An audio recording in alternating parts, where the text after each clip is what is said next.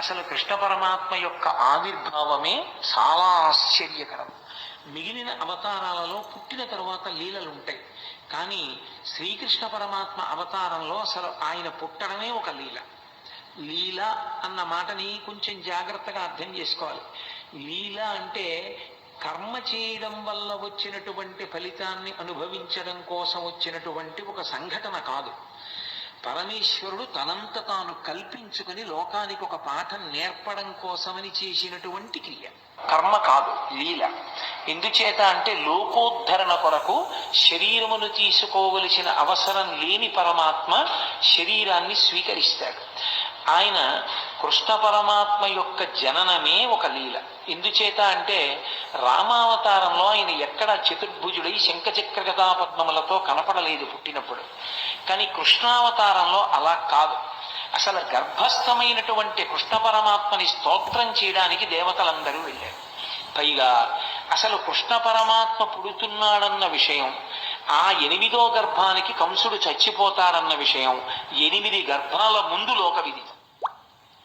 కంసుడు అక్కర్లేని పనిని ఒకదాన్ని స్వీకరించాడు. దేవకీదేవికి వసుదేవుడితో వివాహమై వాళ్ళిద్దరూ బయలుదేరినప్పుడు తగుదునమ్మా అని చెల్లెల మీద ప్రేమతో రథానికి సారథ్యం చేస్తానని పగ్గాలు పట్టుకుని బయలుదేరాడు. రథం వెళ్ళిపోతోంది. అశరీరవాణి పలికింది, ఒరే నువ్వు ఎంతో సంతోషంగా ఈమెని తీసుకెడుతున్నావు, కానీ ఈమె యొక్క కడుపున 8వ వాడుగా ఎవడు జన్మిస్తాడో వాడి చేతిలో నువ్వు మరణిస్తావు అంటే అందరికీ తెలుసు 8వ గర్భంలో పుట్టేవాడే కంసుని మరణానికి కారకుడవుతాడు అని. అందుకే చెల్లెల్ని చంపైపోయాడు కూడా కంసుడు. సరే, కథ నడిచింది. తర్వాత 8వ గర్భం కదా, ఆ మహానుభావుడు వసుదేవుడు ఆ కంసుణ్ణి కొంతవరకు ఉపశాంతి వహించేటట్టు చేశాడు. వెళ్ళారు, మొట్టమొదటి కొడుకు పుట్టాడు. బావా, మొదటి కొడుకు నన్ను చంపేవాడు కాదు కదా, 8వ కొడుకు కదా, మొదటి కొడుకుని చంపానన్న అపఖ్యాతి నాకెందుకు, 8వ వాడు పుట్టినప్పుడు తీసుకురా బావా, నువ్వు మాట తప్పేవాడివి కాదులే అన్నాడు. 1 2 3 4 5 6 బిడ్డలు ఇచ్చేశాడు. 7వ వాడు గర్భ సంకర్షణమై బలరాముడిగా పుట్టాడు. ఈ 6 పిల్లల్ని తిరిగి ఇచ్చిన తర్వాత నారదుడు వచ్చి, ఏమనుకుంటున్నావో పిచ్చివాడా, వీళ్ళందరూ దేవతాంశ సంభూతులే, నిన్ను చంపడానికి పుట్టిన వాళ్ళే అన్నాడు. అయ్య బాబోయ్ అలాగా అన్నాడు. మళ్ళీ 6 పిల్లల్ని పిలిపించి చంపేశాడు. 7వ వాడు సంకర్షణుడై రోహిణీదేవికి జన్మించాడు. ఇక 8వ గర్భంలో పుట్టేటటువంటి వాడు తనని చంపేవాడే అన్న విషయం కంసుడికి అతి విశ్వసనీయంగా తెలుసు. కాబట్టి అది భగవదంశ అన్న విషయం కూడా స్పష్టంగా తెలుసు. ఎందుకంటే నిన్ను చంపడానికి శ్రీమన్నారాయణుడే ఆవిర్భవిస్తున్నాడు అని నారద మహర్షి చెప్పేశారు. కాబట్టి రాక్షసుడైన కంసుడు ఎంత జాగ్రత్త తీసుకున్నాడంటే, రాక్షసత్వము అన్న మాటకు అర్థం ఏమిటో అక్కడ అర్థమవుతుంది. అసలు అంత జాగ్రత్త తీసుకున్నాడు. లోపల సూతికా గృహం నిర్బంధం, దేవకీదేవిని స్వేచ్ఛగా ఉంచాడు. వసుదేవుడి కాళ్ళుకి చేతులకి బంధనాలు వేశాడు. ఎదురుగుండా భార్య ప్రసవం.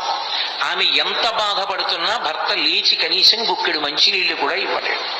కాబట్టి కాళ్ళకి చేతులకి బంధనాలు వేశాడు. అక్కడ నుంచి చూస్తే సూతికా గృహం ఇక్కడ వరకు కనపడాలి, అలా ఏర్పాటు చేశాడు. విచ్చుకత్తులు పట్టుకుని తిరుగుతూనే ఉండాలి. 8వ గర్భం పుట్టగానే ఏడుపు వినబడగానే పిల్లాన్ని చంపేయాలి. అది కూడా ఎంత భయంకరంగా చంపేవాడంటే పిల్లల కాళ్ళు పట్టుకుని గిరగిరా తిప్పి బండకేసి కొట్టేవాడు. కాబట్టి పిల్లవాడు ఏడవగానే నాకు తెలియాలి. అసలు పడుకునేవాడు కాదు, నిద్రపోయేవాడు కాదు, ఏది చేస్తున్నా సరే 8వ గర్భం వచ్చేస్తోంది అదే బెంగ.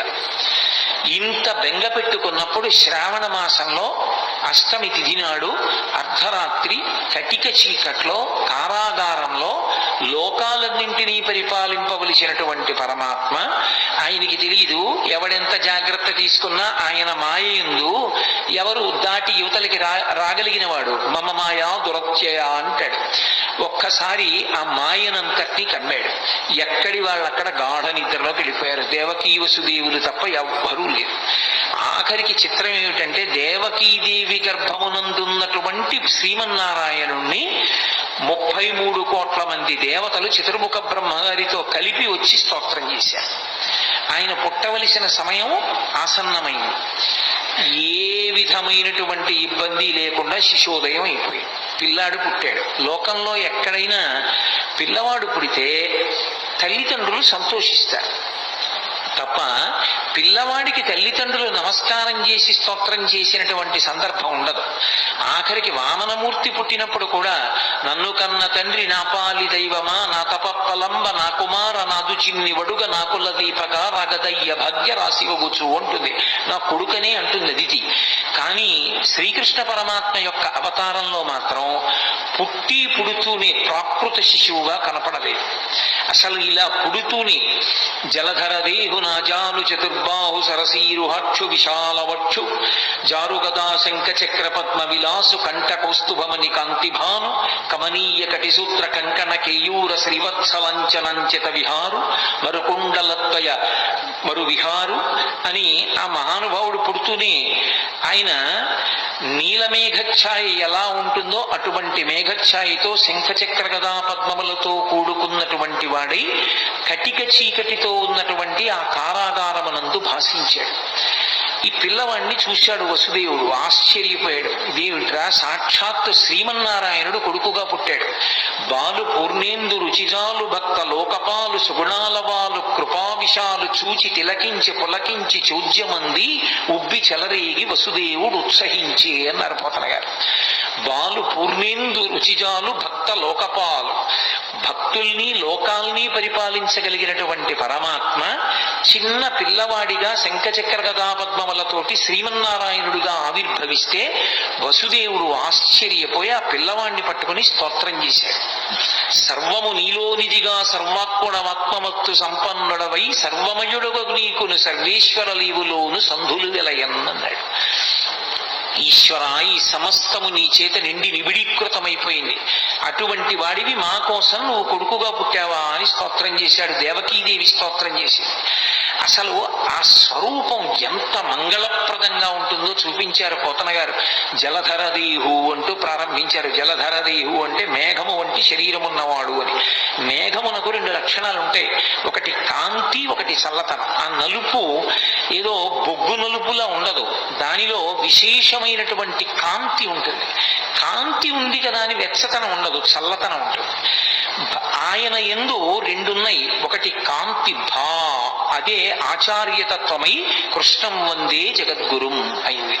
రెండవది చల్లతనం, అదే భక్తుల్ని పరిపాలించేటటువంటి గుణంగా ప్రకాశించింది. అందుకే శ్రీకృష్ణ పరమాత్మ పాండవులని ఆదుకోవడానికి పడినటువంటి కష్టాలు అన్నీ ఇన్నీకో, అన్ని కష్టాలు పడ్డాడు మహానుభావుడు.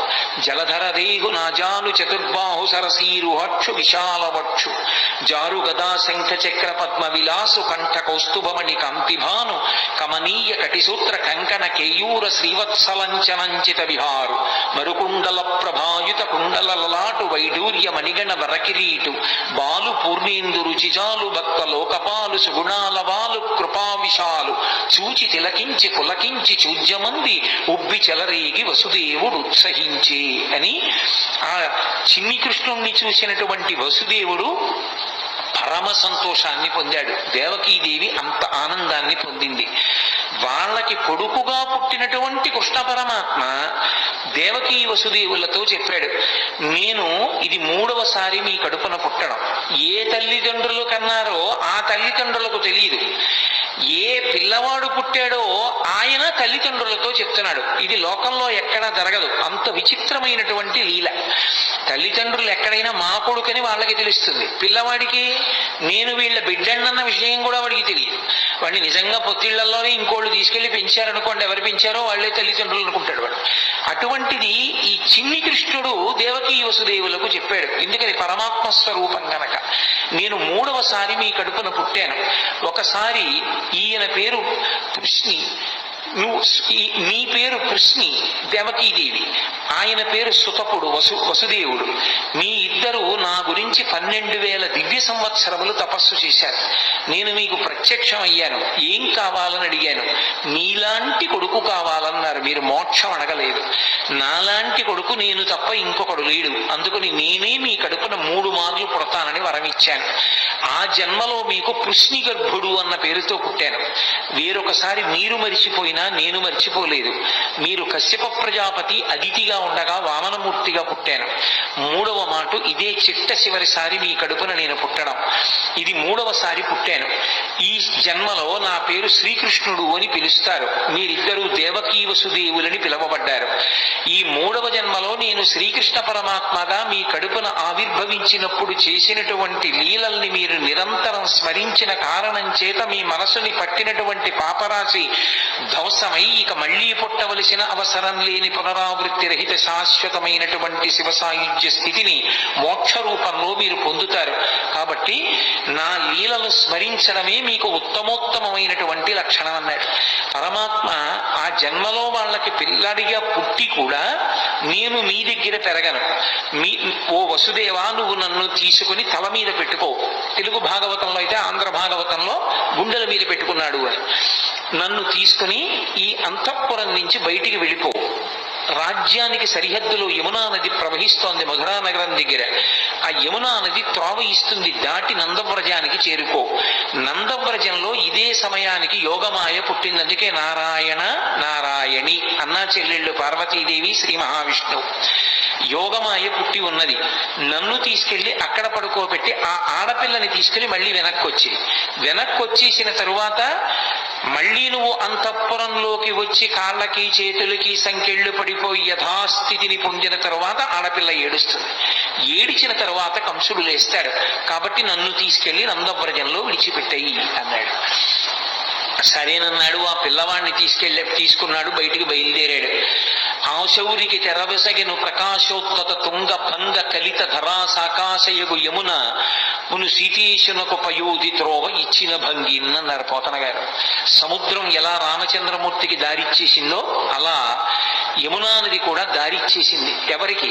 కృష్ణ పరమాత్మని తల మీద పెట్టుకున్నటువంటి వసుదేవుడికి. అందుకే రామచంద్రమూర్తికి ఎక్కువ సంబంధం గోదావరి సరయూ నది.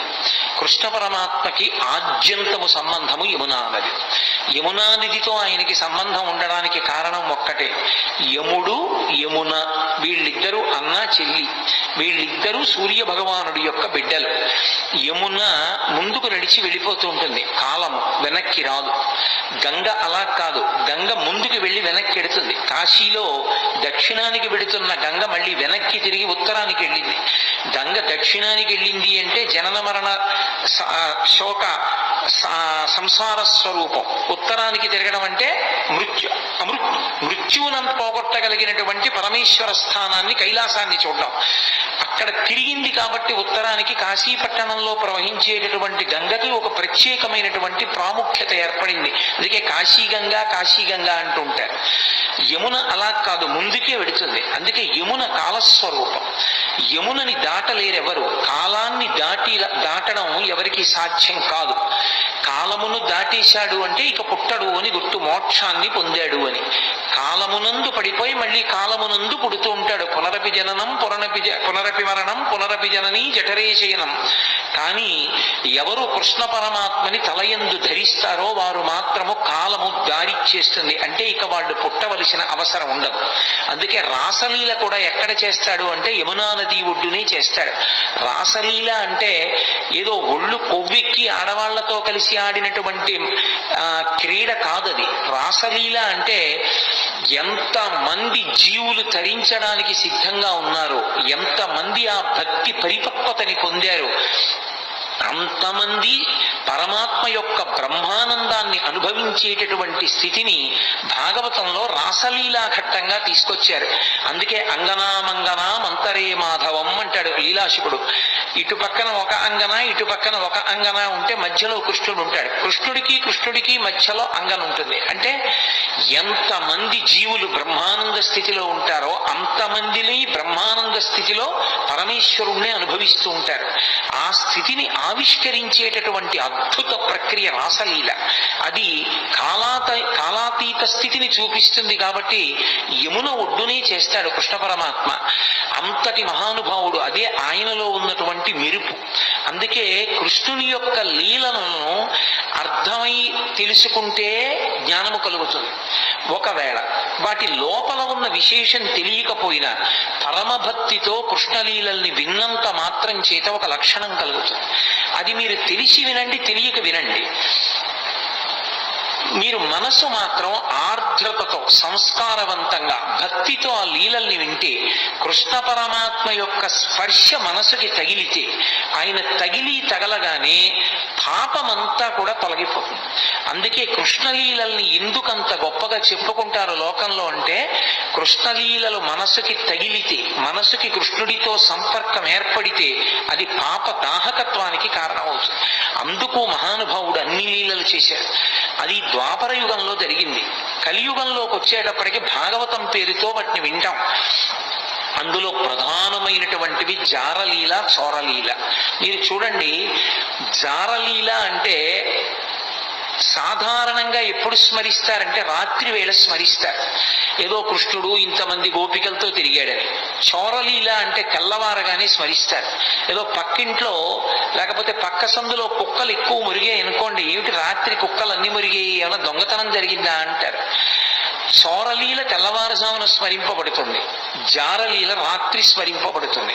నిందాపూర్వకంగానైనా సరే కృష్ణుడు రాసలీల చేశాడు అని రాత్రి స్మరించిన, నిందాపూర్వకంగానైనా సరే కృష్ణుడు దొంగతనం చేశాడని ఉదయం వేళ స్మరించిన, రాబోయే కలియుగంలో జారత్వము, చోరత్వము ఈ రెండిటి గురించి ఎక్కువ మంది చదువుకుంటారు, ఎక్కువ మంది మాట్లాడుకుంటారు. తెల్లవారి లేచి పేపర్ తీస్తే ఏముంటుంది? ఎవడు ఎక్కువ ఎత్తుకుపోయాడు, ఎవడు చట్టాన్ని పాడు చేశాడు, ఈ విషయాలే ఉంటాయి. దొంగతనాలు కావేమిటి అవన్నీ? అవి చదువుకుంటే పాపం. కనీసం దాని మీద అనురక్తి కొద్దీ కృష్ణుడి యొక్క చోరలీల చెప్పుకుంటే, కృష్ణుడు చేసిన దొంగతనం అని మాట్లాడినా సరే అది మోక్షానికి కారణం. రాత్రి జారలీల మాట్లాడుకుంటే కృష్ణుడు జారుడన్నా సరే ఆయనకేం బెంగలేదు. కానీ కృష్ణ అన్న మాట ఎత్తారు కాబట్టి అది పాపాన్ని దహింపచేస్తుంది. అందుకే అసలు ఆయన పేరే కృష్ణ. కృష్ణ అంటే నిరతిశయ ఆనంద స్వరూపుడు అని అర్థం. అది నిరతిశయ ఆనందం. ఆ ఆనందంలో ఇంకా ఎక్కడా కూడా దుఃఖ స్పర్శ అనేటటువంటిది ఉండదు. అంత మహాద్భుతమైనటువంటి అవతారం శ్రీకృష్ణావతారం. అటువంటి శ్రీకృష్ణావతారం యమునా నదితో ఎక్కువగా సంబంధాన్ని కలిగి ఉంటుంది. అందుకే మళ్ళీ ఒకసారి వెనక్కి రండి. వసుదేవుడు చెప్తే ఆ కృష్ణ పరమాత్మని తల మీద పెట్టుకుని వసుదేవుడు బయలుదేరి వెడుతుంటే యమున దారిచ్చింది. యమున దారిచ్చింది అన్న మాటకు అర్థం ఏంటంటే కాలము దారి విడిచిపెట్టేసింది అని. ఎవరికి కృష్ణుడు తల మీద ఉంటాడో వాడికి కాలము దారి విడిచిపెడుతుంది. నందవ్రజానికి వెళ్ళాడు. ఏమి ఎందుకు ఉండకూడదు మధురానగరంలో? మధురానగరంలో కృష్ణుడు ఉండడు. ఎంతకాలం ఉండడు? కృష్ణుడు ఎంతకాలం ఉండడు అంటే కంసుడు ఉన్నంత కాలము కృష్ణుడు ఉండడు. కంసుడు మధురని విడిచిపెట్టేస్తే, కంస సంహారం అయిపోతే కృష్ణుడు మధురలోనే ఉంటాడు. కంసుడు మధురని పరిపాలించినంత కాలం కృష్ణుడు నందవ్రజంలో ఉంటాడు. దాని అర్థం ఏమిటంటే మధ్యలో యమునా నది ఉంటుంది. నందవ్రజంలో ఉండడము అన్న మాటకు అర్థం ఏమిటంటే ఎప్పుడూ భగవద్భక్తితో అరమరికలు లేకుండా సంతోషంగా ఉండేటటువంటి వాళ్ళు సద్గుణోపేతులు ఎక్కడున్నారో అక్కడ భగవానుడు ఉంటాడు. తప్ప కామంతో ఉండేటటువంటి వాళ్ళు, ఎప్పుడూ కోరికలతో ఉండేటటువంటి వాళ్ళు ఉన్న చోట భగవానుడు ఉండలేడు. అందుకే మధుర అంటే తీయనైనది అని. మధురమైన తలంపులతో కంసుడు గత జన్మలో కాలనేమి కోర్కెలతో వెంపర్లాడుతూ కంసుడు మధురని పరిపాలించినంత కాలం కృష్ణుడు ఉండడు, నందవ్రజంలో ఉంటాడు. కంస సంహారం అయిపోతే అదే కృష్ణుడి చేతిలో కంసుడు మడిసిపోతే మధురా నగరంలో ఉండిపోతాడు. అప్పుడు ఆ మనసు పవిత్రం. కంసుడు లేని మనసు పవిత్రం. మీరు ఎక్కడ అన్వయించేయండి అంతే. అందుకే కాముడు ఉన్న చోట రాముడు ఉండడు అంటారు. కామకోటికి రామకోటికి తేడా ఏమి అని వారు పరమాచార్య స్వామి. కాబట్టి కాముడున్న చోట రాముడు ఉండలేడు, ఆయనకి చోటు ఉండదు అక్కడ. రాముడున్న చోట కాముడు ఉండే అవకాశం ఉండదు. భగవత్తత్వమునందు రమించే హృదయంలో కామానికి చోటు లేదు. భగవత్తత్వంలో రమించడానికి అవకాశం లేని చోట కాముడు మాత్రమే ఉండే అవకాశం ఉంటుంది. అందుకే కాముడు రాముడు, కృష్ణుడు కంసుడు, ఇవి రెండు ఎప్పుడు ఒకరుంటే రెండవ వారు ఉండరు. ఆఖరికి మాత్రం భగవంతుణ్ణి నమ్ముకున్న భక్తుడికి మాత్రం ఎప్పుడో అప్పుడు కంస సంహారమో కామ సంహారమో చేసి కృష్ణుడో రాముడో హృదయంలోకి వచ్చి నిలబడడం మాత్రం ఖాయం. ఆ భక్తి మాత్రం ఉండాలి. అందుకే నందవ్రజంలో పడుకోబెట్టి మళ్ళీ ఆడపిల్లని తీసుకుని ఈవలి వైపుకి వచ్చి లోపలికి వెళ్ళి ఆడపిల్లని తీసుకుని దేవకీదేవి పక్కన పడుకోబెట్టి వచ్చి కూర్చున్నటువంటి వసుదేవునికి బంధనములు మాత్రం పడలేదు. మళ్ళీ తలుపులు వేసేసుకున్నాయి, గొలుసులు పడిపోయాయి, తాళాలు పడిపోయాయి, అన్నీ పడిపోయాయి, అందరూ నిద్రపోతున్నారు. సంకెళ్ళు పట్టుకోలేదు.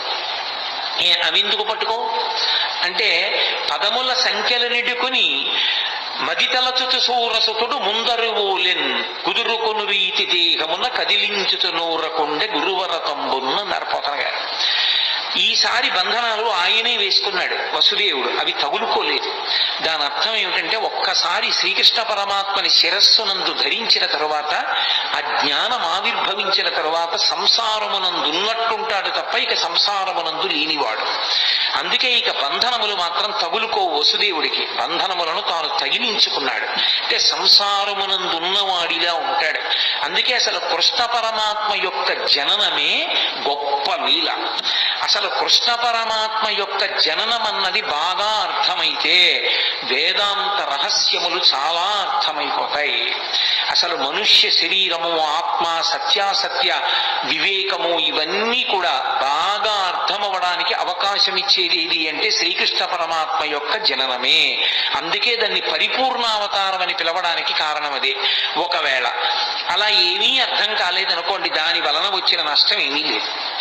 కనీసం కృష్ణుడు పుట్టాడు, అలా పుట్టగలడు అని నమ్మి వినగలిగితే చాలు, అది రక్షిస్తుంది. కృష్ణుడు పుట్టాడు, పిల్ల ఏడిచింది, కంసుడు లేచాడు, పరిగెత్తికెళ్ళాడు. అన్న శమింపుమన్న తగదల్లుడు కాటిది మేనకోడలవు మన్నన చేయు మన్న విను మానిని చంపుట రాచపాడి కాదన్న సుకీర్తివై మనగదన్న మహాత్ములు పోవుత్రోవు పోవన్న భవత్ సహోదరి కదన్న నిను శరణంబు వేడదన్నని ఏడిచింది దేవకీదేవి. అన్న అన్న అన్న అని 10 మాటలు పిలిస్తే మనసు కరుగుతుందేమో అనుకుంది పిచ్చి తల్లి. అన్న శమింపుమన్న తగదల్లుడు కాటిది మేనకోడలవు మన్నన చేయు మన్న విను మానిని చంపుట రాచపాడి కాదన్న సుకీర్తివై మనగదన్న మహాత్ములు పోవుత్రోవ పోవన్న భవత్ సహోదరి కదన్న అని అన్ని మాటలు అన్నయా అన్నయా అన్నయా అని ఏడిచింది. అయినా బలవంతంగా పిల్ల కాళ్ళు పట్టుకుని లాగేసి గిరగిరా తిప్పి ఆ పిల్లని బండకేసి కొట్టబోయాడు.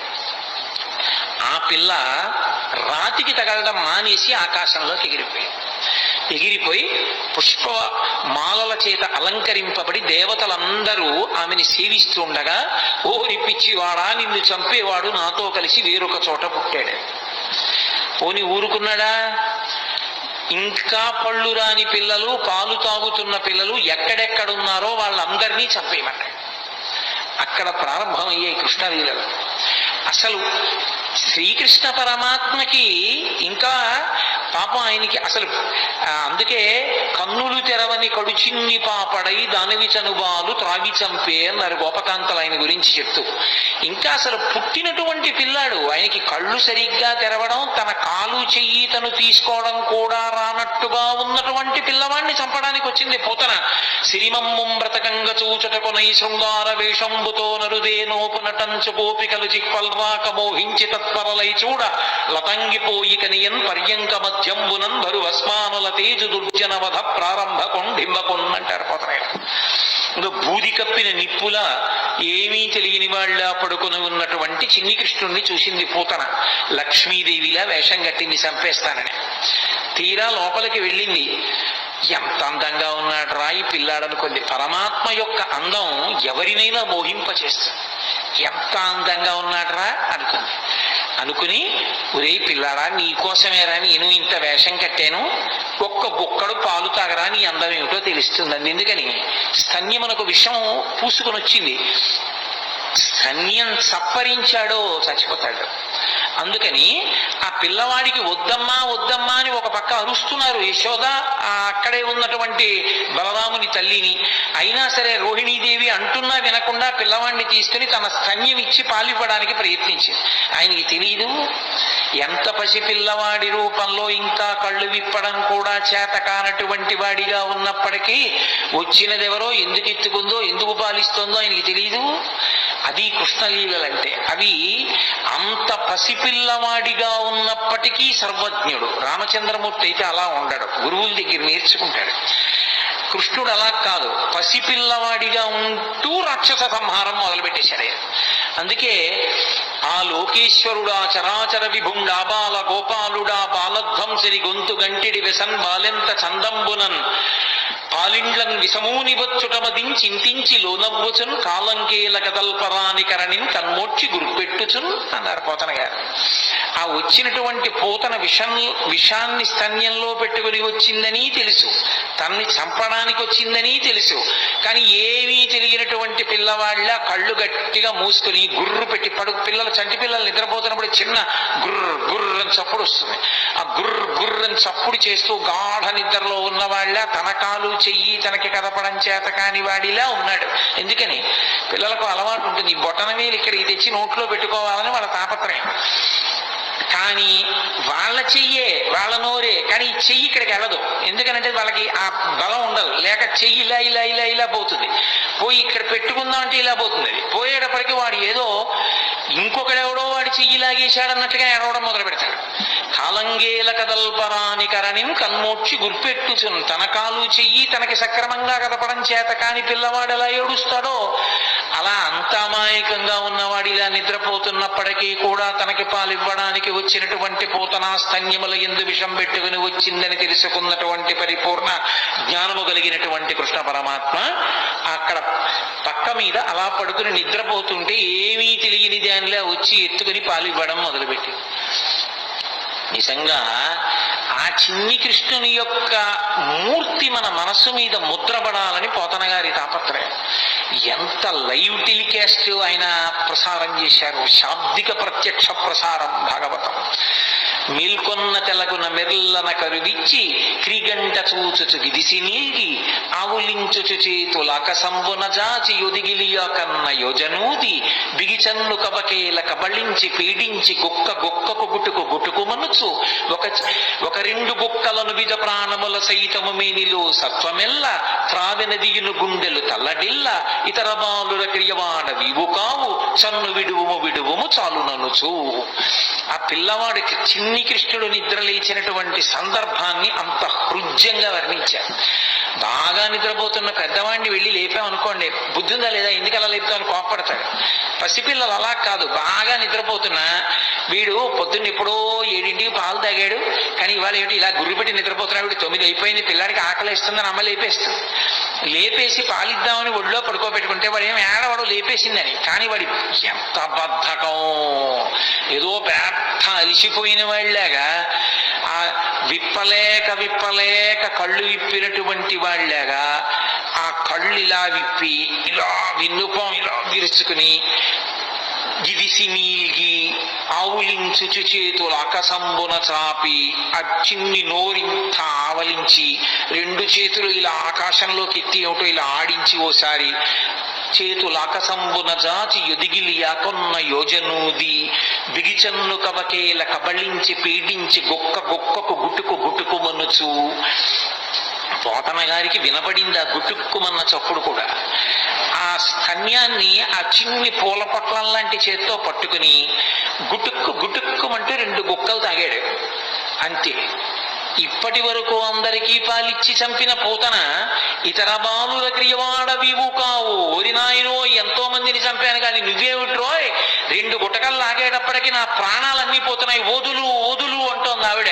గుక్క గుక్కకు గుటుకు గుటుకు మనుచు ఒక 2 గుక్కల నువిధ ప్రాణముల సైతము మేనిలో సత్వమెల్ల త్రావె నదియును గుండెలు తల్లడిల్ల ఇతర బాలుర క్రియవాడ వివు కాదు సన్ను విడువుము విడువుము చాలు ననుచు. చాలు వదిలేరా వదిలేరా అని ఆవిడంటుంది. పట్టి విడవరాదు నా చెయ్యి అని ఆయన వదిలిపెడతాడా? ఆయన విడిచిపెట్టలేదు.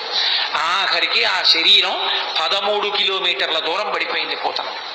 అవి బాల్య లీలలంటే కృష్ణుని యొక్క లీలలు అంత అద్భుతంగా ఉంటాయి. ఏమీ ఎరగని వాళ్ళ పూతన శరీరం మీద పడి ఏడుస్తూ ఆడుకుంటున్నాడు. పాపం 13 కిలోమీటర్ల శరీరం దాని మీద ఎక్కి పరిగెత్తింది ఆ పిచ్చి తల్లి యశోదాదేవి. ఆ గోపాల బాలురు గోపకాంతలు ఇంతమంది వెతికారు. నీలంగూలిన మీటి పెన్నురముపై నిర్భీతి క్రీడించు ఓ బాలారమ్మని మూపు చెచ్చుకొని సంస్పర్శించి ఆరాత్యుతున్ గోలాంగూలము తిప్పి గోరదములం చల్లించి గోమూత్రముం చల్లి తద్బాలాంగంబుల గోమయంబలదిరా 12 నామంబులను. ఎక్కడ పిల్లవాడు బెంగపెట్టేసుకున్నాడో, ఎక్కడ భయపడిపోయాడో, ఇంత పెద్ద శరీరం మీద పడిపోయాడని పాపం ఆ పిచ్చి తల్లి యశోద గోపకాంతలు ఆయన్ని పగపగబా తీసుకెళ్లి ఓ ఆవు దగ్గరికి తీసుకెళ్లి దాని వెనకాతలు కూర్చోబెట్టి తోక దాని ఆయన చుట్టూ తిప్పి ఆ పేడ తీసుకొచ్చి ఆవు మూత్రం తీసుకొచ్చి ఆయన 12 అవయవాల మీద పెట్టి ఏదో శిరస్సును కేశవుడు రక్షించుగాక, హృదయమును గోవిందుడు రక్షించుగాక, మోకాళ్లను అదోక్షజుడు రక్షించుగాక, ఆయన 12 నామాలతోటే ఆయనకి రక్ష పెట్టారు. ఏమీ తెలియని వాళ్ళలాగా నిజంగా అమాయకంగా ఉన్న వాళ్ళలాగే ఆయన అమ్మతోటి అంతరక్ష పెట్టించుకున్నాడు. చిత్రం ఏమిటంటే 2 గుక్కలు తాగినందుకు గాను ఆ వసుదేవుడు మధురానగరం నుంచి తిరిగి వస్తూ ఇంత పెద్ద శరీరం అడ్డంగా పడిపోయింది ఏమిటని పెద్ద పెద్ద కట్టె పుల్లలు ఇంధనాలు తీసుకొచ్చి దాని మీద పడేసి అగ్నిహోత్ర సంస్కారం చేసి వాసన వస్తుందని ఉత్తరీయ ముక్కుకు అడ్డం పెట్టుకుని వెళ్ళిపోతున్నారు. రగిలి రగిలి పొగులు మగువ దేహము నుండి అగరు పరిమళముల పగలు వెడలే దేహ కల్మషములు శ్రీహరిముఖమున త్రామబడుట చేసి భూవరేణ్య అంటారు పోతన గారు. 2 గుక్కలలో నేను నాది అన్న అహంకార మమకారాలన్నీ తాగేశాడు కాబట్టి ఆమె శరీరమునందు ఏ కల్మషం లేదు. అందుకే ఆమె శరీరం కాలిపోతుంటే అగరవత్తులు కాలిపోతున్న సువాసనలు వచ్చాయి. కన్న తల్లి ఏ స్థితి పొందుతుందో అటువంటి స్థితి పూతన పొందేసింది.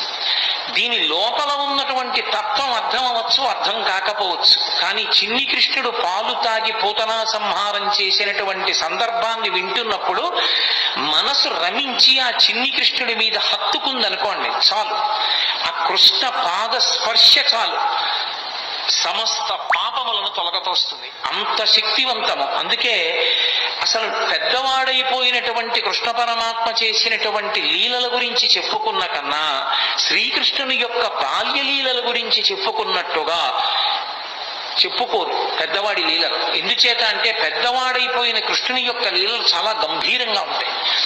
చిన్ని కృష్ణుడిగా చేసినటువంటి లీలలు హృద్యంగా ఉంటాయి, ఆకర్షణీయంగా ఉంటాయి, ఆబాలగోపాలాన్ని ఆకర్షిస్తాయి.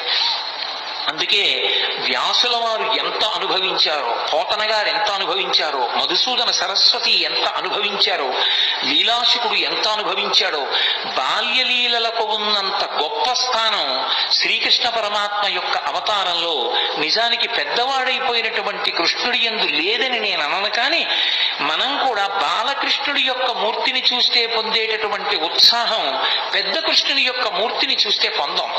బాలకృష్ణుని యొక్క లీలలు అంత అద్భుతంగా ఉంటాయి. అందుకే ఆ పోతన గారు బాలకృష్ణుడి యొక్క లీలల్ని ఎన్నిటినీ చెప్పారు.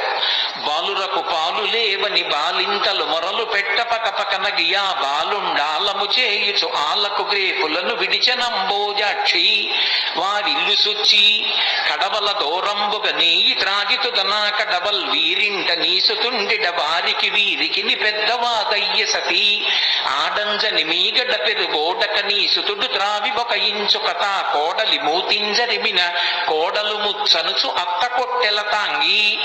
నేను వీటికి అర్థాలు చెప్పక్కర్లేదు, మీకు ఆ పద్యం చదువుతుంటేనే అర్థమైపోతుంది. స్వార్థపరులైనటువంటి అత్తా కోడళ్ళు కడవల్లో వెన్న దాచుకునేవారు.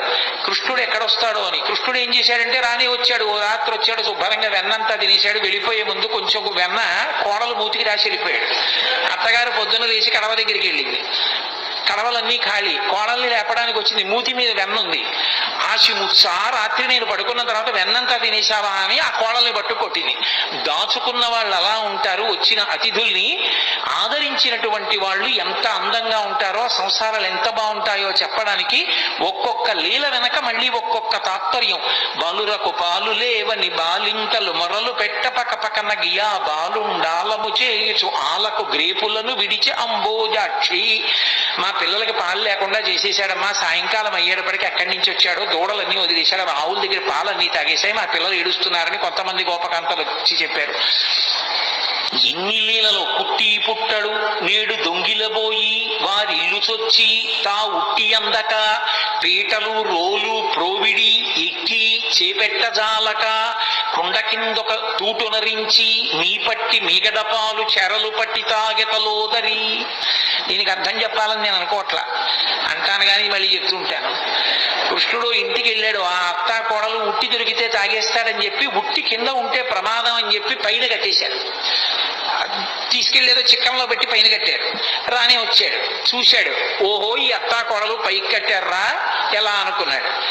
పీటలు రోళ్ళు అన్ని తీసుకొచ్చాడు, అక్కడ వేసాడు, వాటి మీద ఎక్కాడు. ఇలా చెయ్యి పెడదామని చూశాడు, అందలేదు. పీటలు రోళ్ళు వేసుకున్న అందనంతా పైకి పెట్టేశారా, వీళ్ళ పని చెప్పాలనుకున్నాడు. ఓ రాయి ఒకటి తీసి కింద కన్నం పెట్టాడు, చక్కగా పైనుంచి కారిపోతుంది. హాయిగా అందరూ చేరలు పట్టి తాగారు, వెళ్ళిపోయారు. భాగవతం కాదు కానీ నాకు ఇది చెప్పినప్పుడల్లా జ్ఞాపకం వస్తూ ఉంటుంది. ఒక చోట ఒక అత్తా కోడలు అంతకన్నా చాలా తెలివైన వాళ్ళు ఇలా వచ్చి ఎక్కడో ఉట్టి కట్టి పెట్టినా తాగేస్తున్నాడని వాళ్ళు ఏం చేశారంటే కుండని చుట్టూ గంటలు కట్టారు. వచ్చి ముట్టుకున్నాడో గంటలు మోగుతాయి, అప్పుడు పట్టుకోవచ్చు అనుకున్నాడు.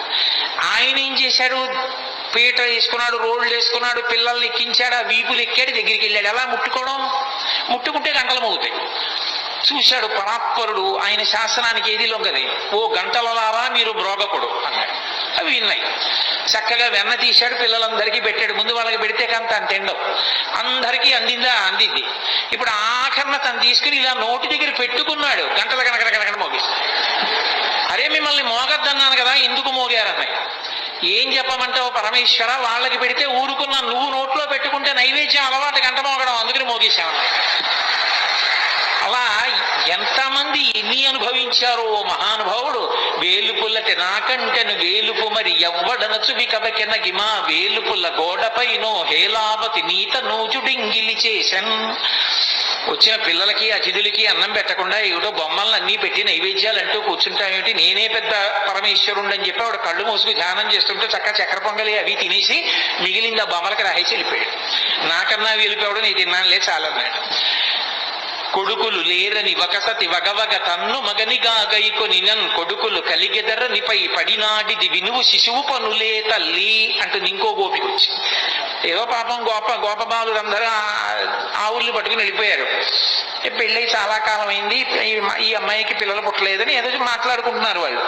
ఎక్కడి నుంచి వచ్చాడో గబగబా వచ్చాడు. మీ ఆయన్ని నమ్ముకుంటే ఏం పిల్లలు పుడతారమ్మా, నన్ను నమ్ముకోనా ఆవిడ మీద పడ్డాడు. అది వచ్చి చెప్పింది ఓ గోపకాంతం. అది ధూర్త చేష్టితంగా కనిపిస్తుంది వినడానికి, అనేది ధూర్త చేష్టితం కాదు. పుట్టు గొడ్రాళ్లకు బిడ్డలిచే గోవిందుడే అని భక్తి కలిగి ఉంటే నా యందు అమ్మా నీ గర్భదోషాన్ని తొలగించి నీకు సంతానం ఇస్తాను అని దాని అర్థం. కాబట్టి చేబంతి తప్పెపడనని ప్రాబల్యము తోడ వచ్చి భవనము వెనుకన్ మా పట్టి జలకమాటగ మీ బిడ్డడు వలువ తెచ్చినలతొకతగునే అంటుంది ఓ గోపికొచ్చి. పడతి నీ బిడ్డడు మా కడబలలో నున్న మంచి కాగిన పాల పడచులకు పోసి చిక్కిన కడబలపో నడిచే యాజ్ఞ కలదో లేదో అంటుంది ఇంకో గోపికొచ్చి. ఎంతమంది ఎన్ని చాడీలు చెప్పారో.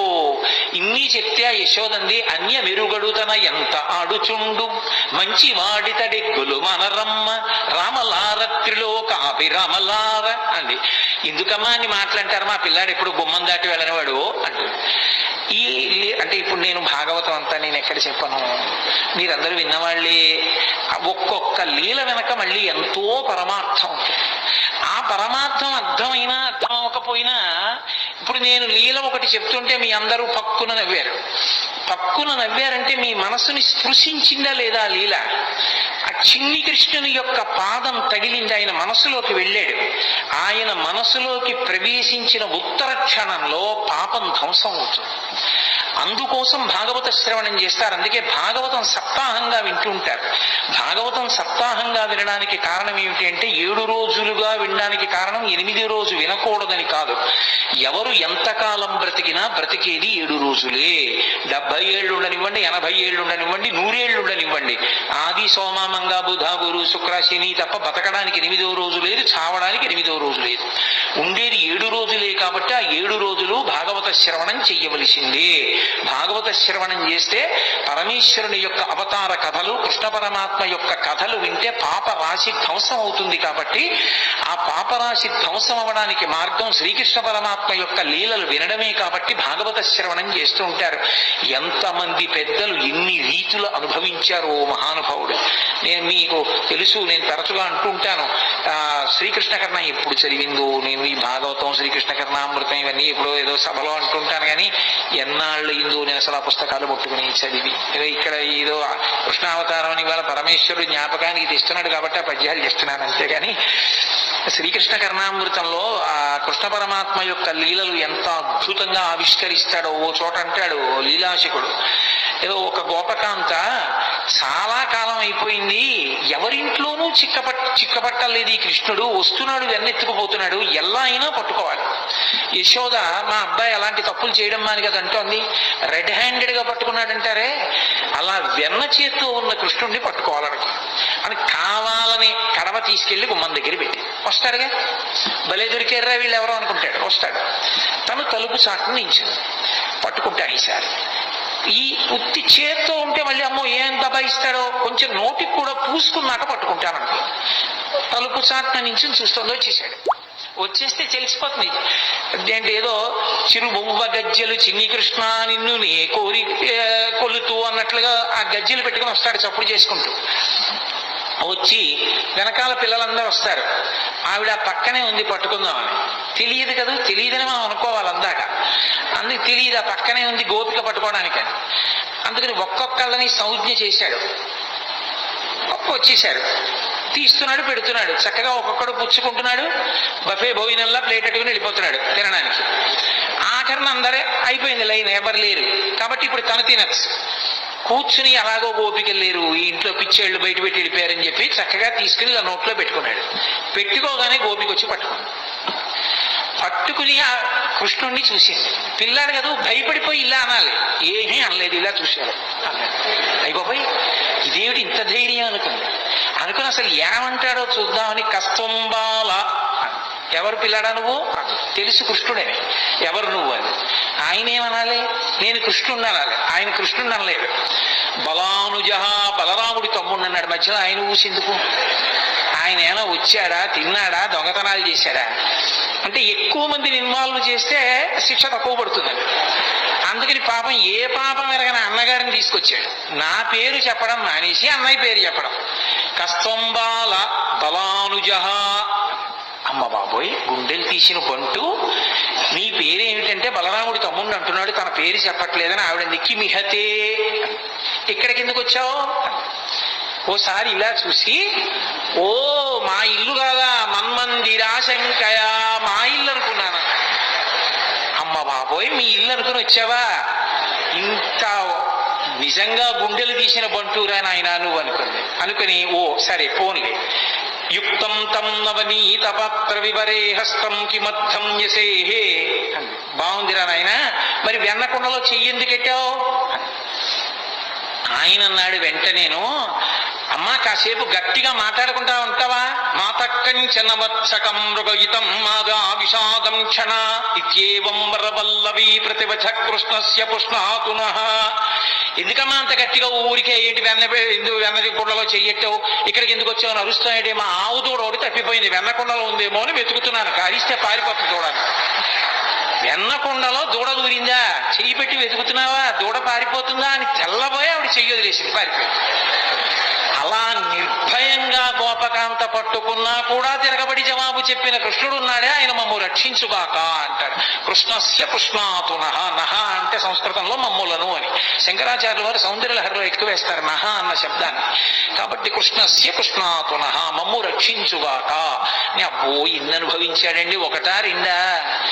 నిద్రపోతున్నటువంటి ఆ చిన్ని కృష్ణుడి దగ్గరికి వెళ్ళి యశోదాదేవి కథ చెప్తోంది. పిల్లలకి ఏదో కథ చెప్పకపోతే నిద్రపోరుగా. అమ్మ ఏదైనా కథ చెప్ప పడుకుంటాను.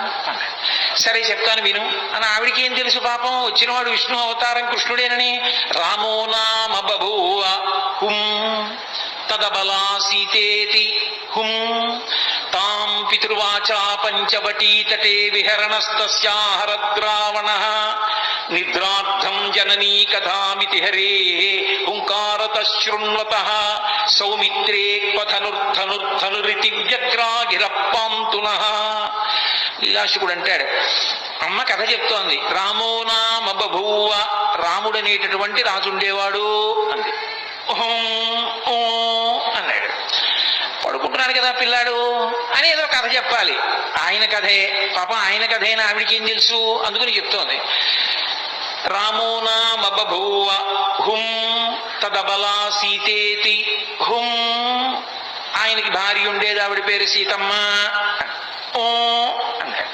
తాం పితృవాచా పంచవటీతటే విహరణస్తస్యాహరద్రావణ, తండ్రి అయినటువంటి దశరథ మహారాజు గారు కైకమ్మకి ఇచ్చినటువంటి వరాన్ని సత్యం చేయడం కోసం 14 సంవత్సరముల అరణ్యవాసం చేయడం కోసం తమ్ముడైన లక్ష్మణస్వామితో భార్య సీతమ్మతో కలిసి రామచంద్రమూర్తి అరణ్యవాసానికి వెళ్ళినప్పుడు ఆ జనస్థానంలో సీతమ్మ తల్లిని రావణాసురుడనేటటువంటి రాక్షసుడు అపహరించాడు అంది. ఇప్పుడు ఓ అనలేదు. సౌమిత్రే క్వధనుర్ధనుర్ధనురితి వ్యగ్రాగిరప్పాంతున, పడుకున్నవాడు ఒక్కసారి ఉయ్యాల్లోంచి లేచి కూర్చుని లక్ష్మణ ధనసు పట్రా ఇలా అన్నట్టు హడిలిపోయింది కథ చెప్తున్న యశోద. ఎందుకని? ఆయన కథే కదూ. సీతమ్మని రావణుడు అపహరించాడని వినేటప్పటికీ బాలకృష్ణుడిగా ఉన్న రాముడిగా తాదాత్మ్యత చెందాడు. లక్ష్మణ ఎక్కడ్రా నా ధనస్సో అన్నట్టు హడిలిపోయిందిట యశోద. అలా యశోద హడిలిపోయేటట్టు ఉయ్యాల్లో లేచి కూర్చున్న చిన్ని కృష్ణుడు ఉన్నాడే, ఆయన మమ్ము రక్షించుగాక అంటాడు లీలాశకుడు. మధుసూదన సరస్వతి ఎంత అనుభవించారో కృష్ణుడి జుత్తు గురించి చెప్తూ, నువ్వు నలుపు, నీ జుత్తు నలుపు, ఇంత నలుపున్న వాడివి అజ్ఞానం అంత నల్లగా ఉంటుంది కదా, అది ఎలా విచ్చిపోయేటట్టుగా ఉంటావయా అన్నాడు ఆయన. ఎంతమంది ఎన్ని అనుభవించారో ఆ కృష్ణలీలలో. మహాద్భుతం మహానుభావుడు. ఆ లీలలుగానే శకటాసుర సంహారం చేశాడు, తృణావర్త సంహారం చేశాడు. ఆఖరికి అసలు కృష్ణలీలలో మహోత్కృష్టమైనటువంటి లీలగా చెప్తారు. ఆఖరికి సన్యాసాశ్రమంలో ఉన్న వాళ్ళు కూడా తప్పకుండా వింటారు. ఆ ఉలూకల బంధనము అని ఆ పిల్లవాడిని తీసుకెళ్లి ఆ రోటికి కట్టేసినటువంటి సన్నివేశం. ఇప్పుడు నేను అవన్నీ ఆ లీలన్నీ ఎక్కడ చెప్పడం కుదురుతుంది, కానీ ఏదో అన్నాను కాబట్టి ఒక్క మాట అంటాను అంతే. కృష్ణావతారం గురించి చెప్తూ నేను దాని గురించి అనకపోతే దోషం అయిపోతుంది. ఎప్పుడు జరిగిన లీలలు అవన్నీ. ఎక్కడో ఆడుకుంటున్నాడు కృష్ణుడు, ఆ పెరుగు చిలుకుతోంది యశోద. సుడిగిచు గిదికుచు వాలుచు సడికొట్టుచు అమ్మ రమ్ము చన్నిమ్మనుచున్ వెడబెడ గంతులు వైచుచు కదిసి కడబ బాల కొండు కవ్వము పట్టెన్. ఆ చల్ల చేస్తున్నటువంటి యశోద దగ్గరికి వచ్చి పరిగెత్తుకొచ్చి, అమ్మ అమ్మ నాకు పాలిస్తావా, ఇవ్వ ఆకలేసేస్తోందని కవ్వం పట్టుకున్నాడు. కవ్వం పట్టుకుని ఆపగలిగిన శక్తివంతుడని కాదు, అయ్యో చెయ్యి పూల పొట్లంలా ఉంటుంది, కవ్వం పట్టుకుంటే పిల్లాడి చెయ్యి ఎక్కడ ఇబ్బంది పడిపోతుందో అని యశోద చల్ల చిలకడం ఆపేసి. చల్ల చిలకడం ఆపేయగాని సంతోషించాడు, అమ్మ పాలిస్తుందని. గబగబా వచ్చింది, ఒళ్ళో కూర్చోబెట్టుకుంది, పాలిస్తోంది. ఇంతలా పొయ్యి మీద పెట్టిన పాలు పొంగిపోతున్నాయి. కడుపారంజను బాలు త్రావని చిసిన్ కంజాక్ష పీఠమ్ముపై నిడి పొంగారెడు పాలు దించటకునై ఏగంగ తత్పాలుండెక్కుడు కోపంబున వాటి రాతిదది మొక్కం భంబు పోగొట్టి తింపడరన్ కుంభములోని వెన్నది నిమిధ్యాసంకుల భష్పుడై. అమ్మా నాకు ఓ పక్క ఆకలేస్తుంటే పాలివ్వడం మానేసి సగం పాలిచ్చి నన్ను కిందకి దింపేసి అక్కడికి వెళ్ళి పొయ్యి మీద పాలు పొంగిపోతున్నాయి, వెళ్ళిపోతున్నావా అని కోపం వచ్చేసి పెదిమి అదిరిపోయింది. ఎక్కడ లేని కోపం వచ్చేసింది. కళ్ళు ఇలా నిలిమేసుకున్నాడు, కాటుకంతా ఇలా అంటించేసుకున్నాడు, చేతులకంతా కాటుకు పెట్టేసుకున్నాడు. అమ్మ నాకు కడుపు నిండా పాలు ఇవ్వలేదన్నాడు. అక్కడ ఉన్న రాయి ఒకటి తీశాడు, ఆ చల్ల చేస్తున్న కుండకేసి కొట్టాడు, కుండ బదలైపోయింది. ఆ పాలని మజ్జిగంతా కిందకు వచ్చేసింది. ఆ వెన్న ముద్ద ఇలా అరిచేతిలోకి తీసుకున్నాడు. ఆ వెన్న ముద్ద పట్టుకుని అక్కడి నుంచి బయలుదేరాడు. బయలుదేరి అమ్మ అక్కడ పాలు దింపి వెనక్కి వచ్చి ఎక్కడ తనని పట్టుకుంటుందో అని మెల్లిగా బయటికి వెళ్ళిపోయి ఓ రావులో ఒకటి తిరగేసి ఆ గోడ మీద ఉన్న ఓ కోతికి పెడుతున్నాడు. పెడుతుంటే అమ్మ పాలు దింపి ఇటు వచ్చింది. కుండ బద్దలైపోయింది, వెన్నంతా కింద పడిపోయింది, మజ్జిగంతా కాలిపోయింది. అదే నీళ్లల్లా ఓ గుడ్డేసి వత్తడానికి ఉండదు, మజ్జిగ కాలు జారిపోతుంది. మళ్ళీ ఏ పిండో తీసుకొచ్చి వత్తాలి అదంతా. లాలనమున బహుదోషములు లింప్రాపించు తాడనోపాయములన్ చాలా గుణంబులు కలుగును తాడ నంబె బాలు రకును పచ్చంబరయన్. ఈ పిల్లాన్ని అల్లరి చేస్తుంటే ఫోన్ లేని ఊరుకుంటుంటే వింటలేదు, ఇవాళ కట్టేస్తాను కొట్టేస్తాను అని ఏడురా వీడని చెప్పి చూసింది. అంత తొందరగా ఏం దొరుకుతాడేమిటి? పెద్ద యుద్ధానికి వెళ్ళేదానిలా చీర తీసింది, పైకి కొంగు దోపింది, ఈ కొంగు తీసింది, ఇలా చుట్టూ తిప్పింది, గట్టిగా కట్టుకుంది. ఆ జడ తీసింది, ఇలా చుట్టూ ముడేసుకుంది, పూలు గట్టిగా పెట్టుకుంది, ఆ పవిట తీసింది, గట్టిగా పెట్టుకుంది. ఇక కొడుకుని పట్టుకోవడానికి పరిగెడుతుందనమాట. ఆయన అమ్మ ఎక్కడ వస్తుందో అని అనుమానం ఆయనకి ఉంది. ఓ పక్క కోతికి పెడుతున్నాడు కానీ దొంగేడు పేడుస్తూ, అమ్మ నువ్వు నాకు కడుపు నిండా పాలు ఇవ్వలేదమ్మా, మధ్యలో వెళ్ళిపోయావమ్మా అంటున్నాడు. వెనక్కి చూసుకుంటున్నాడు. చూశాడు, అమ్మ వచ్చేసింది. వచ్చేసిందని చూసి చూడడం ఏమిటి, రోలు మించి దూకేశాడు. స్తంభాదికంబులు తనకు వడ్డంబైన అట్టట్టునని పట్టువని వీని ఈ తప్పు సైరింపు ఇంక దొంగిల బోధు నేనని ముని ముట్ట నెచ్చువాని కాటుక నిరయంగ కందులు నిలుముచు వెడలు కన్నీటితో వగచువాని ఏ దశ వచ్చునో ఇది ఎని పలుమార్లు సురుగుచు క్రీగంట చుచువాని గూడబారి పట్టుకొని దెరపుచు చిన్నితో మెన్న దొంగ చిక్కెననుచు కొట్ట చేతులాడక పూబోడి కరుణతోడ బాలు కట్టదలచే. అదంతా ఎక్కడ చూసినా స్తంభాలే. ఆ ఇల్లంతా పూర్వకాల పిల్లు కదూ. ఆ స్తంభాల చాటుకి వెళ్ళి దాక్కుంటున్నాడు. ఇటు వస్తే దొరకడు, అటు వస్తే దొరకడు. ఎక్కడ చూసినా స్తంభాలు. ఎట్టించి ఏ స్తంభం చాటుకి వెళ్ళిపోతాడో తెలియదు. ఏదో విరాటపర్వంలో తిక్కన గారు అంటారు, ఆ నర్తనశాల ఎక్కడ చూసినా స్తంభాలే. దొంతాకారిత కుంజపుట్టి భగన స్తంభావళీ రూపమున్ ప్రాంతాది ప్రవిభాగ భోగ నిలయ ప్రద్వారమున్ కాతరస్వం తత్రాసకరంబునై దురభివేశం వైన యాలోరు నిశ్చితుడై సతికేలు పట్టుకుని చొచ్చన్ భీముడు అత్యుగ్రతన్ అంటారు. అలా అన్ని స్తంభాలతో ఉన్నటువంటి ఆ ప్రాంగణంలో అమ్మ వెనక పరిగెడుతోంది, ముందు కృష్ణుడు పరిగెడుతున్నాడు. ఆ స్తంభాల చాటుకి వెళ్ళిపోతున్నాడు. నిశ్శబ్దంగా నించుంటాడు. అమ్మ పరిగెత్తి పరిగెత్తి ఆయాస పడిపోయి ఇలా చెమట్లు కారిపోతూ ఏడి పిల్లాడని చెప్పి ఇలా చూస్తుంటే ఏమీ తెలియని వాళ్ళ ఇలా కన్ను నిలిపేసుకుంటూ దొంగేడు పేడుస్తూ దాని పక్క నుంచి ముఖం ఒకటి బయట పెట్టి, అమ్మ అమ్మ నన్ను కొట్టకమ్మా, నన్ను పట్టుకోకమ్మా, నేను ఇంకెక్కడికి దొంగతనానికి వెళ్ళనమ్మా, వెన్న పట్టరానమ్మా అడిగిందా అమ్మ ఇవన్నీ. అప్పుడు తన దొంగతనాలన్నీ ఒప్పుకుని దొంగేడు మొదలెట్టాడు. పాపం పరిగెడుతోంది, ఆయన దొరకడు. ఆఖరికి చూశాడు చూశాడు చూశాడు వడల చెమటల గయ నుత్తరీయము జార తిరుముకున్న విరులు నేలజార పట్టరాని తనను పట్టెదనని చింత కట్టుకున్న తల్లి కరుణ చూచి. అయ్యో పాపం అమ్మ కట్టుకున్నటువంటి ఆ చీర జారిపోతోంది, పవిట జారిపోతోంది, పెట్టుకున్న పువ్వులు పడిపోతున్నాయి, ఆ కొప్పు వీడిపోతోంది, ఒళ్ళు చెమట పట్టేసింది. పిచ్చమ్మ నన్ను పట్టుకోవాలనుకుంటోంది. నన్ను పట్టుకోవాలనుకున్న వాళ్ళకి పట్టుబడేవాడినా నేను? పట్టుబడేవాణ్ణి కానని తెలియక పరిగెడుతున్న అమ్మకి నేను చిక్కిపోవాలనుకుని చిక్కిపోయాడు. చిక్కడు సిరికౌగిటిలో చిక్కడు సన కాదు యోగి చిత్తాబ్జములన్ చిక్కడు శృతిలతి కావలి చిక్కెనతడు లీల తల్లి చేతన్రోలన్. ఎవరికీ దొరకనటువంటి పరమాత్మ అమ్మ చేతికి దొరికిపోయాడు. అమ్మో ఎంత అల్లరి చేసింది. యశోద మోకాళ్ళ మీద కూర్చుంది, చెయ్యిలా పట్టుకుంది. ఏమిట్రా పట్టిన పట్టుబడని నన్ను పట్టెదనని పట్టుకొనిన పట్టుట బట్టే పట్టుబడు వండ్రు పట్టి పట్టెదనని పట్టు నాకు కాకపరులకు వశమే అంది. గోపకాంతలందరూ చూస్తున్నారు. ఏదో ఆ మొగుడు కొట్టాడని కాదు, దోటిగోడలు తెప్పిందనని నువ్వు పట్టుకుంటావా అని చూస్తున్నారు వాళ్ళందరూ. పట్టుకున్నానా లేదా నా కొడుకుని సంతోషం. అందుకని మోకాళ్ళ మీద కూర్చుని వాడి చెయ్యిలా పట్టుకుని ఇలా చూపించింది. ఏమిటి? జగత్తుల నీలే పరమాత్మకి వేలు చూపించింది ఒక గోపకాంత. చూపించి, ఏరా కడుపులో బాధ, కొడుకు తిట్టలేదు, ప్రేమ లేక లేక పుట్టినవాడు, ఆ ముఖం వంక చూస్తే ముగ్ధమోహనంగా ఉంటాడు, దొంగ ఏడు పేడి చేస్తున్నాడు, ఇక్కడ వరకు కాటు కంటుకుపోయింది, పెదిమిలు ఎదిరిపోతున్నాయి, చేత్తో ఇలా ఇలా విడిపించుకునే వాళ్ళ చూస్తున్నాడు. చిన్న పిల్లాడు, పట్టుదట్టి కట్టినటువంటి చిన్న కొప్పు, దానికి పెట్టిన ముత్యాల సరాలు కొడదామనుకుంది కానీ కొట్టలేకపోయింది. వీరెవ్వరు శ్రీకృష్ణులు కారా ఎన్నడును వెన్న తినరట, చోరత్వం మించుకొను నెరయరట, ధరిత్రినెట్టి నీతులు కలరే. ఏరా పాపం నువ్వు ఎప్పుడు దొంగతనం చేయవుట, ఇంత వెన్న కూడా తినవుట, పాపం నేను అంతా దాచేసుకుంటున్నాను రా, నిన్నుకని నా కడుపు ఖాళీ అయిపోయింది కదూ, నేను తినేస్తున్నాను, నీకెప్పుడు పెట్టనే. అమ్మ పిల్లాడి మీద దెబ్బలాడితే ఎంత అమాయకంగా దెబ్బలాడుతుందో అలా దెబ్బలాడింది. దెబ్బలాడి నిన్ను కట్టేస్తానని వికచకమలనగిన వేరొక ఇంటిలో వెలయరోలు తిరగ వేసి ఎక్కి ఆ ఇంట్లో గెడుతోంది, అక్కడ గెడుతోంది, ఆ రోజు దగ్గరికి గెడుతోంది, ఆ తాడు ముక్కలన్నీ తీసుకొస్తోంది, పొట్ట చుట్టూ తిప్పుతోంది, 2 అంగుళాలు తక్కువ వస్తోంది. ఇలా విడిచిపెట్టి తాడు ముడేస్తే పారిపోతాడు. ఆ నడుం చుట్టూ చెయ్యేసి ఇలాగే పెట్టి 2 ముళ్ళేస్తోంది, మళ్ళీ పొట్ట చుట్టూ తిప్పుతోంది, మళ్ళీ 2 అంగుళాలు తెస్తోంది, మళ్ళీ తక్కువ వస్తోంది, మళ్ళీ తిప్పుతోంది. ఎందుకు 2 అంగుళాలు తక్కువ వస్తోందని ఆవిడ ఆలోచించింది. నేను పట్టగలను, నేను కొట్టగలను అంటే దొరికే మనిషి ఆయనంతటా ఆయన పట్టుబడాలి కానీ ఆఖరికి తెచ్చింది తెచ్చింది తెచ్చింది తెచ్చింది ఆఖరికి ఆ తాడుకి 2 అంగుళాలు సరిపోయింది, కట్టేసింది. పోతన గారు అన్నారు, జ్ఞానులచే దానులచే మౌనులచే యోగ సంవిధానులచే తన్ పూని నిబద్ధుండగునే శ్రీనాథుడు భక్తియుతుల చేతన్ బోలన్ అన్నారు.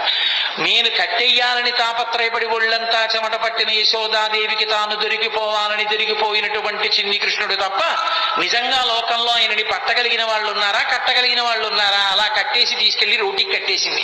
ఉలువుకల బంధన లీల అని ఆయన్ని కట్టిన లీల విన్నంత మాత్రం చేత కర్మపాశములు తెగిపోతాయి. అసలు చిన్ని కృష్ణుడిగా ఆయన చేసిన అల్లరి, యశోదాదేవి పొందిన ఆనందం బహుశా ఎవరు పొందరు. భాగవతం పద్యాలు నోటికి వచ్చిన వాళ్ళు ఇంట్లో పసిపిల్లలు ఉంటే పాడుకుని ఎప్పటికప్పుడే ఆ సందర్భాన్ని చూసి ఆ పద్యాలు చదువుకుని సంతోషపడిపోవచ్చు. అసలు ఆ పిల్లలకి స్నానం చేయించడం ఎంత అందంగా వర్ణించారండి పోతన గారు.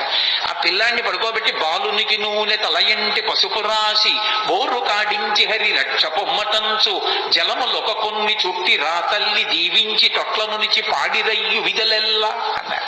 పసిపిల్లలకి స్నానం చేయిస్తే ఎలా చేయిస్తారో అలా వృద్ధ గోపకాంతలు వచ్చి ఆ పిల్లాన్ని ఇలా కాళ్ళు ఇటువైపు పక్కకి తల కిందకి ఉండేటట్టుగా పడుకోబెట్టి నూనెలో చేయి కృష్ణ పరమాత్మని పడుకోబెట్టుకుని ఆయన ఒళ్ళంతా నూనె రాసి వెనక్కి తిప్పి బోర్లా పడుకోబెట్టి ఆ వీపుకంతా నూనె రాసి ఆయన్ని ఒళ్ళంతా పసుపు రాసేసి ఇలా పైకి తీసి కూర్చోబెట్టి పిల్లాడు తల నిలబెట్టడం చేతకాక ఇలా అంటుంటే తల వెనకాల ఇలా పట్టుకుని ముందు ఇలా చేయి పెట్టమని ఉక్కిరి బిక్కిరి అయిపోతాడని తల మించి గోరువెచ్చ నీళ్లు పోసేస్తుంటే అంటూ బొత్స అక్కడిస్తూ ఆయన స్నానం చేసిన తర్వాత ఆ నీళ్లు ఇలా చుట్టూ తిప్పి నీకు శ్రీరామరక్ష 1000 ఏళ్ళ ఆయుష్ 1000 ఏళ్ళు ఐశ్వర్యంతో ఉండాలి, బుట్టడ పిల్లలతోటి 2 బుట్టల మనవలతోటి 3 బుట్టల మునిమనవలతోటి 4 బుట్టల ఇనుమనవలతోటి నీ ఇంటికి ఎప్పుడు అతిథులు వస్తూ ఎప్పుడు కంచాలు వేస్తూ అన్నాలు పెడుతూ ఐశ్వర్యంతో పాండిత్యంతో పద్యాలు చెప్తూ సభా గౌరవాలు పొందుతూ ఎంతో గౌరవాన్ని పొందాలరా నాన్న అని చెప్పి ఆ తల్లి ఆ గోపకాంత ఆశీర్వచనం చేస్తోంది. ఎవరికి? లక్ష్మీనాథుడైనటువంటి పరమాత్మకి. అందుకెళ్ళాడు నందవ్రజానికి. అమాయకుడై వెళ్ళలేదు. వాళ్ళు ఎంత స్వచ్ఛమైన హృదయాలున్న వాళ్ళు. అందుకే ఎవరైనా తనక కొడుకు పుడితే ఆనందిస్తారు. అందులో కొడుకులు లేని వాళ్ళు చాలా మంది ఉన్నారు. అదే యశోదకి కొడుకు పుట్టాడని తెలియగానే వాళ్ళు ఎంత సంతోషపడిపోయారో. ఏమి నోమ ఫలము ఇంత ప్రొద్దొక వార్త వింటిమ బలలా రవినులరా మన యశోద చిన్న మగవానిక నెనట చూచివత్తమమ్మ సుగతులార నలనివాడు చలనివాడు చిన్నవాడు చిక్కినాడు ఏ నోమ ఫలమో ఏ పూర్వ ఫలమో అంటూ వాళ్ళందరూ ఆ యశోద దగ్గరికి వెళ్ళి సూతికాగృహంలోకి ఆడవాళ్ళు వెళతారు, మగవాళ్ళు వెళ్ళకూడదు. మగవాళ్ళు బయట నించున్నారు. ఆ నందుడి దగ్గరికి వెళ్ళి నందుడిని అభినందిస్తారు, కొడుకు పుట్టేట కదా అని. నందుడు రాజుగారి దగ్గరికి వెళ్ళేటప్పుడు మరి కొంచెం డాంబికంగా వెళ్ళాలి. మరి కంచుకములు తలకట్లను కాంచన భూషాంబరములు మెరయక గోపకు లేతించిరి మంచి పదార్థములు కొనుచు మాధవు చూడన్. మాధవుడు అన్నారు. పుట్టినవాడు లక్ష్మీపతి, సుయప్పతి. అందుకే ఆయన పుడితేట మిగిలిన వాళ్ళకి తెలియలేదు గాని కేళ్ళురికి మసలిలేగలు మల్లడిగుని రెంకెలిటియ మద వృషభంబుల్ పెళ్ళున ముదుగుల పొదుగుల చల్లించన్ పాలు బాలు సంభవ వేళన్నన్నారు పోతన గారు. ఈయన పరమాత్మ పరిపూర్ణావతారం కృష్ణుడు మా వెనకాతలు వస్తాడు. మమ్మల్ని అందరినీ ఇలా ఒళ్ళు నిమురుతాడు. సాయంకాలం వేళ మమ్మల్ని కడతాడు. బంధనాలు విప్పే పరమాత్మ మాకు బంధనాలు వేస్తాడు. ఆయనే మమ్మల్ని తడుగుతాడు, ఆయనే మాకు గడ్డి పెడతాడు, ఆయనే పాలు పితుకుతాడు. మా అదృష్టం అన్నైట. లీలాశుకుడు పొంగిపోయాడు. గోధూళిధూ సరిత కోమల గోపవేషం గోపాల బాలక చతైరనుగమ్యమానం సాయంతనే ప్రతిగృహం పశుబంధనార్థం గచ్చంతమచ్యుత శిశుం ప్రణతోస్మి నిత్యం అన్నాడు. ప్రతిరోజు సాయంకాలం అయ్యేటప్పటికి ఆ ఆవుల్ని దూడల్ని కొన్ని వేల దూడల్ని తరువుకొస్తూ వాటన్నిటికీ పేర్లు పెట్టేవాడు. సే లక్ష్మి, అంబ, కళ్యాణి, సరస్వతి, పార్వతి మీ అందరిగో వీళ్ళ ఇంట్లోకి వెళ్ళిపోండి అనేవాడు. ఆవులన్నీ వీళ్ళ ఇంట్లోకి వెళ్ళిపోయి ఆ గోపకాంతలందరికీ చిన్ని కృష్ణుడిని చూస్తే సంతోషం. కృష్ణ కృష్ణ ఈ పార్వతి అస్సలు మాట వింటలేదు, కొంచెం కట్టేసి వెళ్ళిపోదు అనేవాడు. అంటే ఆ ఆవు పలు పట్టుకుని ఇలా గట్టిగా లాగుతుంటే డొక్కలు అక్కలించి పోయి ఉరప్పంజరం బయటికి వస్తే ఆ ఆవు నిగడదని నించుని ఆఖరికి ముందుకి గబుక్కును వదిలేస్తే కింద పడిపోయిన కృష్ణుడు మళ్ళీ లేచి ఆ పలుపు పట్టుకుని వెళ్ళి కట్టేస్తుంటే ఆ గోపకాంతలు నవ్వేవార్త. అందరి బంధనాలు విప్పేసే కృష్ణ, నువ్వు సాయంకాలం గోధూళి మీద పడి ఉండగా వెళ్ళి ఆ ఆవుల్ని కడుతున్నటువంటి దృశ్యం నా మనసులో నిలబడిపోయింది, ప్రతిరోజు నమస్కరిస్తానన్నాడు లీలాశకుడు. అందుకే గోధూళి ధూసరిత కోమల గోపవేషం గోపాల బాలక చతైరనుగమ్యమానం సాయంతనే ప్రతిగృహం పశుబంధనార్థం గచ్చంతమచ్యుత శిశుం ప్రణతోస్మి నిత్యం. ప్రతిరోజు నమస్కరిస్తాను ఆ కృష్ణ స్వరూపానికి అన్నాడు. ఆవులు దూడలు ఎంత పొంగిపోయాయో. కృష్ణుడు పుట్టాడని షేరు పాలిచ్చే ఆవులు 2 షేర్ల పాలిచ్చేసాయి. ఈ అభీర కుమారుడు వీరుండై వీరవైరి చేతయునై శ్రీయుతుడై దీర్ఘాయుష్మంతుండగునని పాయక దీవించినప్పుడు బ్రాహ్మణ జనముల్ దుందుబులు మరసె గాయక సందోహము పాడే సూత సముదాయముతో వందిజనులు కీర్తించిరి క్రందుగ వీతించ భద్రకాహళ రవముల్లంటారు పోతన గారు. ఆ నందుడు ఎంత సంతోషపడిపోయాడో, ఎన్ని గోవులు దానం చేసేశాడో.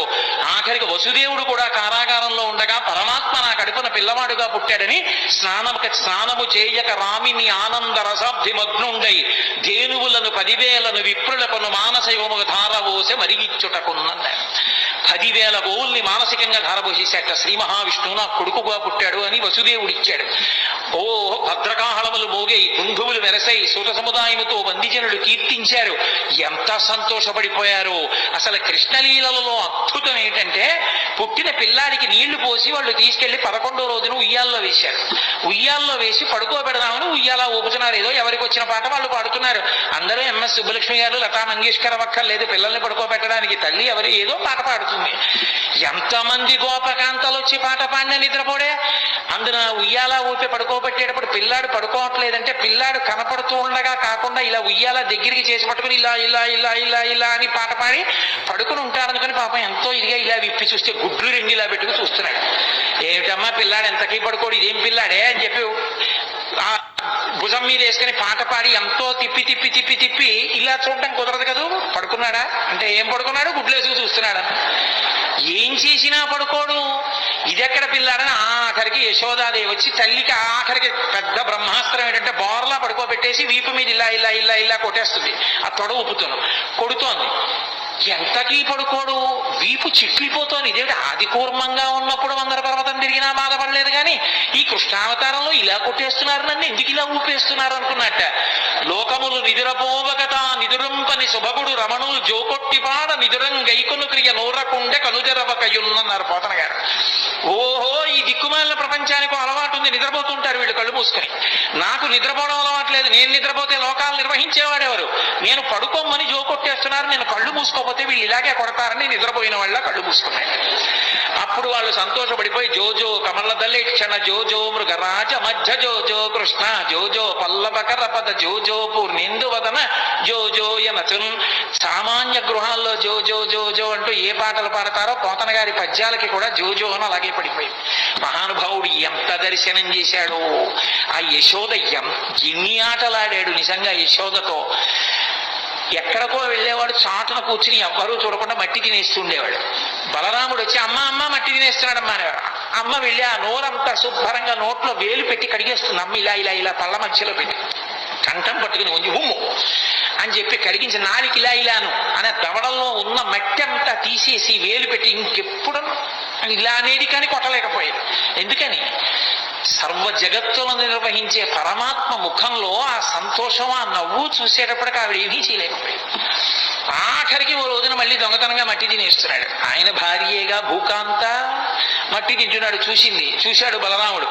అమ్మ అమ్మ మళ్ళీ మట్టి తినేస్తున్నాడమ్మా అన్నయ్య అన్నాడు. ఆ తమ్ముడు మట్టి తినేస్తున్నాడమ్మా. పరిగెత్తుకొచ్చింది యశోద చేయబట్టుకుంది. ఏరా మన్నీటికి భక్షింతువు మన్ నియమము లేల మన్నింతువు అన్నయో సకులును చెప్పెదరన్నామ నేల వేరు పదార్థములేదే. గొప్పగా పడ్డాయండి పోతన గారికి పద్యాలు. ఏరా అన్నయ్య చెప్పాడు, నీ స్నేహితులు చెప్తున్నారు మన్ను తింటున్నావు. ఇది ఎక్కడికి కర్మరా? మన్ను తినడం ఏమిట్రా? చక్కటి వెన్నలేదా ఇంట్లో? పాలు లేవా? ఇటు మట్టి తింటాయేమిటి? అంతే ఇలా చూశాడు. అన్నయ్య వంక నేరం చెప్పాడని స్నేహితుల వంక చూశాడు. ఇంత పిల్లాడు కళ్ళకి కట్టినట్టు చూపించారండి పోతన గారు. అమ్మ ఇలా చేయి పట్టుకుని మోకాళ్ళ మీద కూర్చుంది. ఎక్కడికి తప్పించుకోలేడు. తన మీద చాడీలు చెప్పి పట్టించేస్తున్నారని కోపం. అందుకని అమ్మా మన్ను తినంగనే శిశువునో యాకుంటినో వెర్రినో నమ్మంజూడకు వీరి మాటలు మదిన్న నీవు కొట్టంగ దారి మార్గము ఘటించి చెప్పెదరు కాదేనిన్ మదీయస్య గంధం అగ్రాణము చేసి నా వచనము తప్పైన దండింపవే అన్నాడు. ఏమిటమ్మా నేనేమన్నా పిల్లాన్ని అనుకుంటున్నావా? చేతకాని వాడిని అనుకుంటున్నా? అన్నయ్య తమ్ముళ్ళు అలాగే చెప్తారమ్మా స్నేహితులందరూ. నేనేం మట్టి తినలేదమ్మా. నిజంగా నేను మట్టి తినుంటే అమ్మా నేను నోరు తెరుస్తాను, వాసన చూడమ్మా, నా నోరు వాసన వస్తే నన్ను కొట్టేయమ్మా అన్నాడు. అంతే. పిల్లాడంత దబాయించంత గబగబగబగబ మాట్లాడేస్తుంటే ముచ్చటేసేసింది శివకి. ఏది నోరు తెరు వాసన చూస్తాను అని నోరు తెరిచాడు. పిచ్చి తల్లి వాసన చూద్దామని దగ్గరికి వెళ్ళింది. ఆ లలితాంగిక నుంగొనె బాలుని ముఖముందు జలది పర్వత వన శిఖి భూగోళ తరణి శశి దిక్పాలాధికారండంబైన బ్రహ్మాండంబున సమస్త బ్రహ్మాండములు నందవ్రజం తను నందుడు కూడా కనబడ్డారు. కలయో వైష్ణవమాయయో ఇతర సంకల్పార్థమో సత్యమో తలపన్నేరగయున్నదానను యశోదాదేవి కానో పరస్థలమో బాలకుడెంత వీధి ముఖస్థంబై అజండమ్ము ప్రజ్వలమయ్యుండుటకేది హేతువో మహాశ్చర్యంబు చింతింపగా. ఆశ్చర్యపోయింది, వీడి పిల్లాడా పరమాత్మ అనుకుంది. తనని ఎక్కడ పరమాత్మ అనుకుంటుందో అమ్మ ప్రేమకి దూరం అయిపోతానని మాయ గమ్మేశాడంతే. చీకటి పడింది. ప్రదోష వేళలో పిల్లలకి అన్నం పెడుతూ పూర్వం చీకటి పడేటప్పటికీ అమ్మా మాధవ కపలం తల్లి అంటూ వచ్చేవారు. ఇంట్లో మిగిలింది ఏమైనా ఉంటే వాళ్ళకి వేసేసేవారు. వాళ్ళు ఆ పిలుపు అది వాళ్ళ రూపం కొంచెం భయంకరంగా ఉండదు. కర్ర కట్టుకుని సాయంకాలం వేళ కుక్కలు వెంటబడతాయని ఓ సిల్వర్ పళ్ళం పట్టుకుని వస్తుండేవారు ఇంటి ముందుకి. అమ్మా మాధవ కమలం తల్లి అన్నాడు. అప్పుడే చెప్పింది, ఒరే అన్నం తినరా అని ఆ కథ చెప్పి ఈ కథ చెప్పి నోట్లో అన్నం పెడదా అంటే అని పెట్టి కూర్చున్నాడు. తింటలేదు అన్నం. కోపం వచ్చి అంది యశోద, భిక్షులు ఒత్తురు ఎచ్చిన భిక్షాపత్రమున వెయిచి బెగడించి నిను శిక్షింతురని చెప్పిన భిక్షులకని తల్లి కనియు భీతిల్లు నృపా. అవునరా, నేను పిలిచి ముద్దుగా చక్కగా గోరు ముద్దలు కలిపి వెన్న అన్నం పెడితే ఎందుకు తింటావు? కాసేపు ఆగి ముష్టి వాళ్ళు వస్తారు, అమ్మా మాధవ కబలం తల్లి అంటారు. నిన్ను తీసుకెళ్లి వాడి పాత్రలో పారేస్తాడు. వాడు అందులో పెట్టి మూత పెట్టి నిన్ను పట్టుకుపోతాడు. వాళ్ళు ఊరి చివర రావి చెట్టు కింద కూర్చుంటారు బాగా చీకటి పడ్డాక. అప్పుడు మూత ఇస్తారు, నిన్ను అక్కడ కూర్చోమంటారు. వాళ్ళు తెచ్చుకున్న అన్నం అంతా తింటారు. అప్పుడు ఆకలి వేస్తుంది కదా, అప్పుడు బాబు నాకు కూడా కొంచెం పెట్టరా అండి అని అడుగుతూ కానివి నోర్మై అని వాళ్ళు తింటారు. అప్పుడు ఏడుస్తూ కూర్చుంది కానీ అప్పుడు అమ్మ ఉండదుగా పెట్టడానికి అంది. అలా చూస్తున్నాడు. ఈలోగా నిజంగా ఎవడో వచ్చి అమ్మ మాధవ కబలం తల్లి అన్నాడు. ఏదో పట్టుకెళ్ళి వేద్దామని పాప వాడు అడు తిరిగింది. వెనక నుంచి వచ్చి అమ్మని గట్టిగా పట్టేసుకుని రెండు కాళ్ళ మధ్యలో తలపెట్టేసి అమ్మ అమ్మ నన్ను వేసేయకమ్మా మాధవ కబలం తల్లి అంటూ వచ్చిన బిచ్చగాడికి వేసేయకమ్మా అన్నాడు. ఏమిటో పొద్దున్న నోట్లో లోకాలు చూసినట్టు అనిపించింది కానీ నా భ్రాంతి పిచ్చి పిల్లాడి ఇంత భయస్తుడు వీడి నోట్లో లోకాలు ఏమిటని పిచ్చి తల్లి మళ్ళీ మాయవహించి కన్యం కుడుపుతూ పాలు తాగుతూ ఉండేవాడు. మళ్ళీ విశ్వరూప సందర్శనం చేయించాడు తల్లికి. అసలు నిజంగా యశోద ఆడుకున్న ఆటలు విన్న పరీక్షిత్తు గుండెలు బాధేస్తున్నాడు. జగదీశ్వరునకు చన్నిచ్చు తల్లిగా ఏమి నోమునో చెయ్యి యశోద, పుత్రుడంచు అతని పోషించు తండ్రిగా నందుడేమి చేసే నందితాత్మ అని అడిగాడు. ఏమిటి లోకాలని పరిపాలించగలిగినటువంటి పరమేశ్వరుడికి తీసుకెళ్లి నా కొడుకని చెప్పి పాలివ్వడమా? ఈ లోకాలన్నిటికీ ఇలా వేలు చూపించగలిగిన పరమాత్మకి నందుడు వస్తుంటే భయంగా నక్కి నించోడమా? ఆయన చెప్పులు ఇప్పితే తీసి పక్కన పెట్టడమా? నాన్నగారండి నాన్నగారండి అని మంచినీళ్లు తెచ్చి ఇవ్వడమా? ఏరా అంటే నాన్నగారండి ఆవుల్ని తీసుకొచ్చాను అని భయంగా చెప్పడమా? ఏం పుణ్యం చేశారయ్యా వీళ్ళిద్దరూ అంటే ధరాద్రోణుల వృత్తాంతం చెప్పవలసి వచ్చింది సుఖబ్రహ్మ. మహానుభావుడు కృష్ణ భగవానుడి లీలలు ఎన్ని లీలలండి, కళ్ళకి కట్టినట్టు వర్ణించారు. నేను ఇన్ని లీలలు ఎందుకు తలకొట్టుకు చెప్తున్నానంటే కృష్ణావతారంలో కృష్ణలీలలు వింటే మనసు మీద దాని ప్రభావం ఉంటుంది అని ఓ వాక్యం చెప్తే దాని అర్థం ఏమిటో బాగా ఆవిష్కరించిన వాడిని కాకుండా పోతానని. అవి వింటున్నప్పుడు మన మనసులో కృష్ణ పరమాత్మ యొక్క ముద్ర ఎలా పడుతుంది, ఆ లీలల వలన మనకి ఎంత ప్రయోజనాన్ని చేకూర్చాలని చేశాడన్న దానికోసం నేను ఈ లీలల్ని ఆవిష్కరించడం జరిగింది.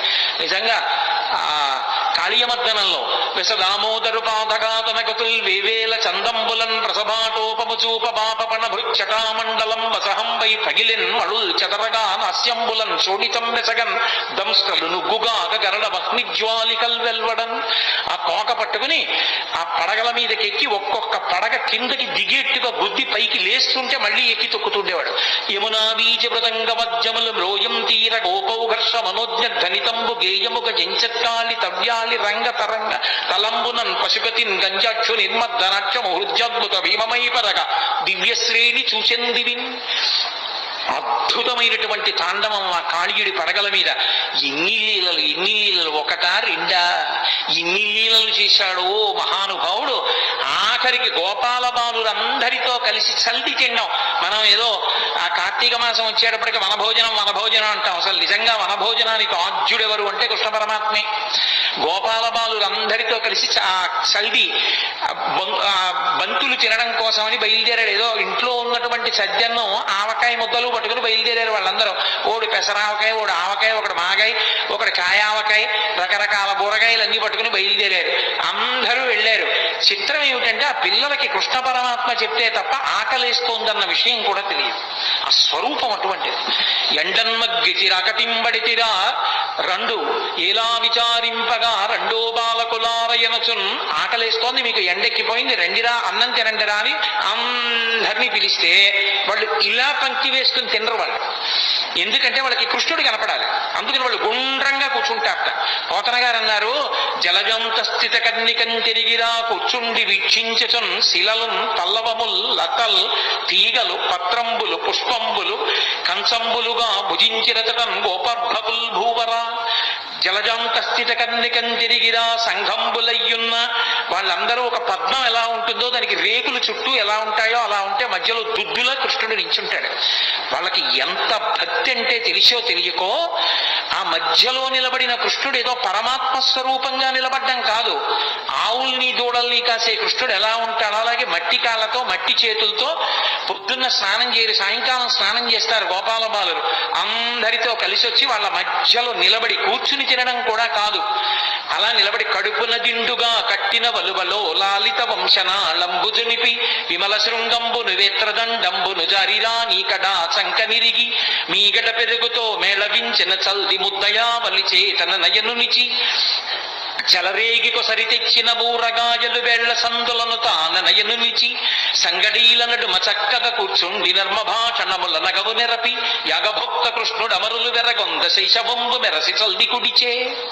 పోతన గారు పొంగిపోయారంతే. అసలు ఆయన మధ్యలో నిలబడి ఆ పైన దట్టి తీసి ఇలా కడుపుకి అడ్డంగా పెద్ద బట్ట కట్టి ఏదో తిండు కట్టినట్టుగాను ఆ వేణువు తీసి అందులో పక్కకి దోపుకుని ఆవుల్ని దూడల్ని పిలవడానికి ఉపయోగించేటటువంటి బోరా కర్ర తీసి చంకలో పెట్టుకుని ఈ చెయ్యి ఇలా అంటే పడిపోతాయి, అందుకని ఇలాగే పెట్టుకుని అమ్మ పెట్టినటువంటి ఆ మేగడ పెరుగు ముద్ద ఒకటి ఎడం చేతిలో పెట్టుకుంటే కృష్ణ కృష్ణ మా ఇంట్లో ఆవకాయ పెచ్చు తినను ఓడిచ్చాడు, మా ఇంట్లో మాగాయ ముక్క తినను ఓడిచ్చాడు, అవన్నీ వేళ మధ్యలో పెట్టుకుని ఇలా నాక్కుని ఇలా ముద్ద తింటూ వాడిచ్చిన ఎంగిలి ముద్ద తింటూ వాళ్ళల్లో వాళ్ళు ఇందులో పాత్రలోది అందులో పాత్రలోది ఎరుగు తినేస్తుంటే నేను ఇందుకు ఇలా చేయించుకోవడం.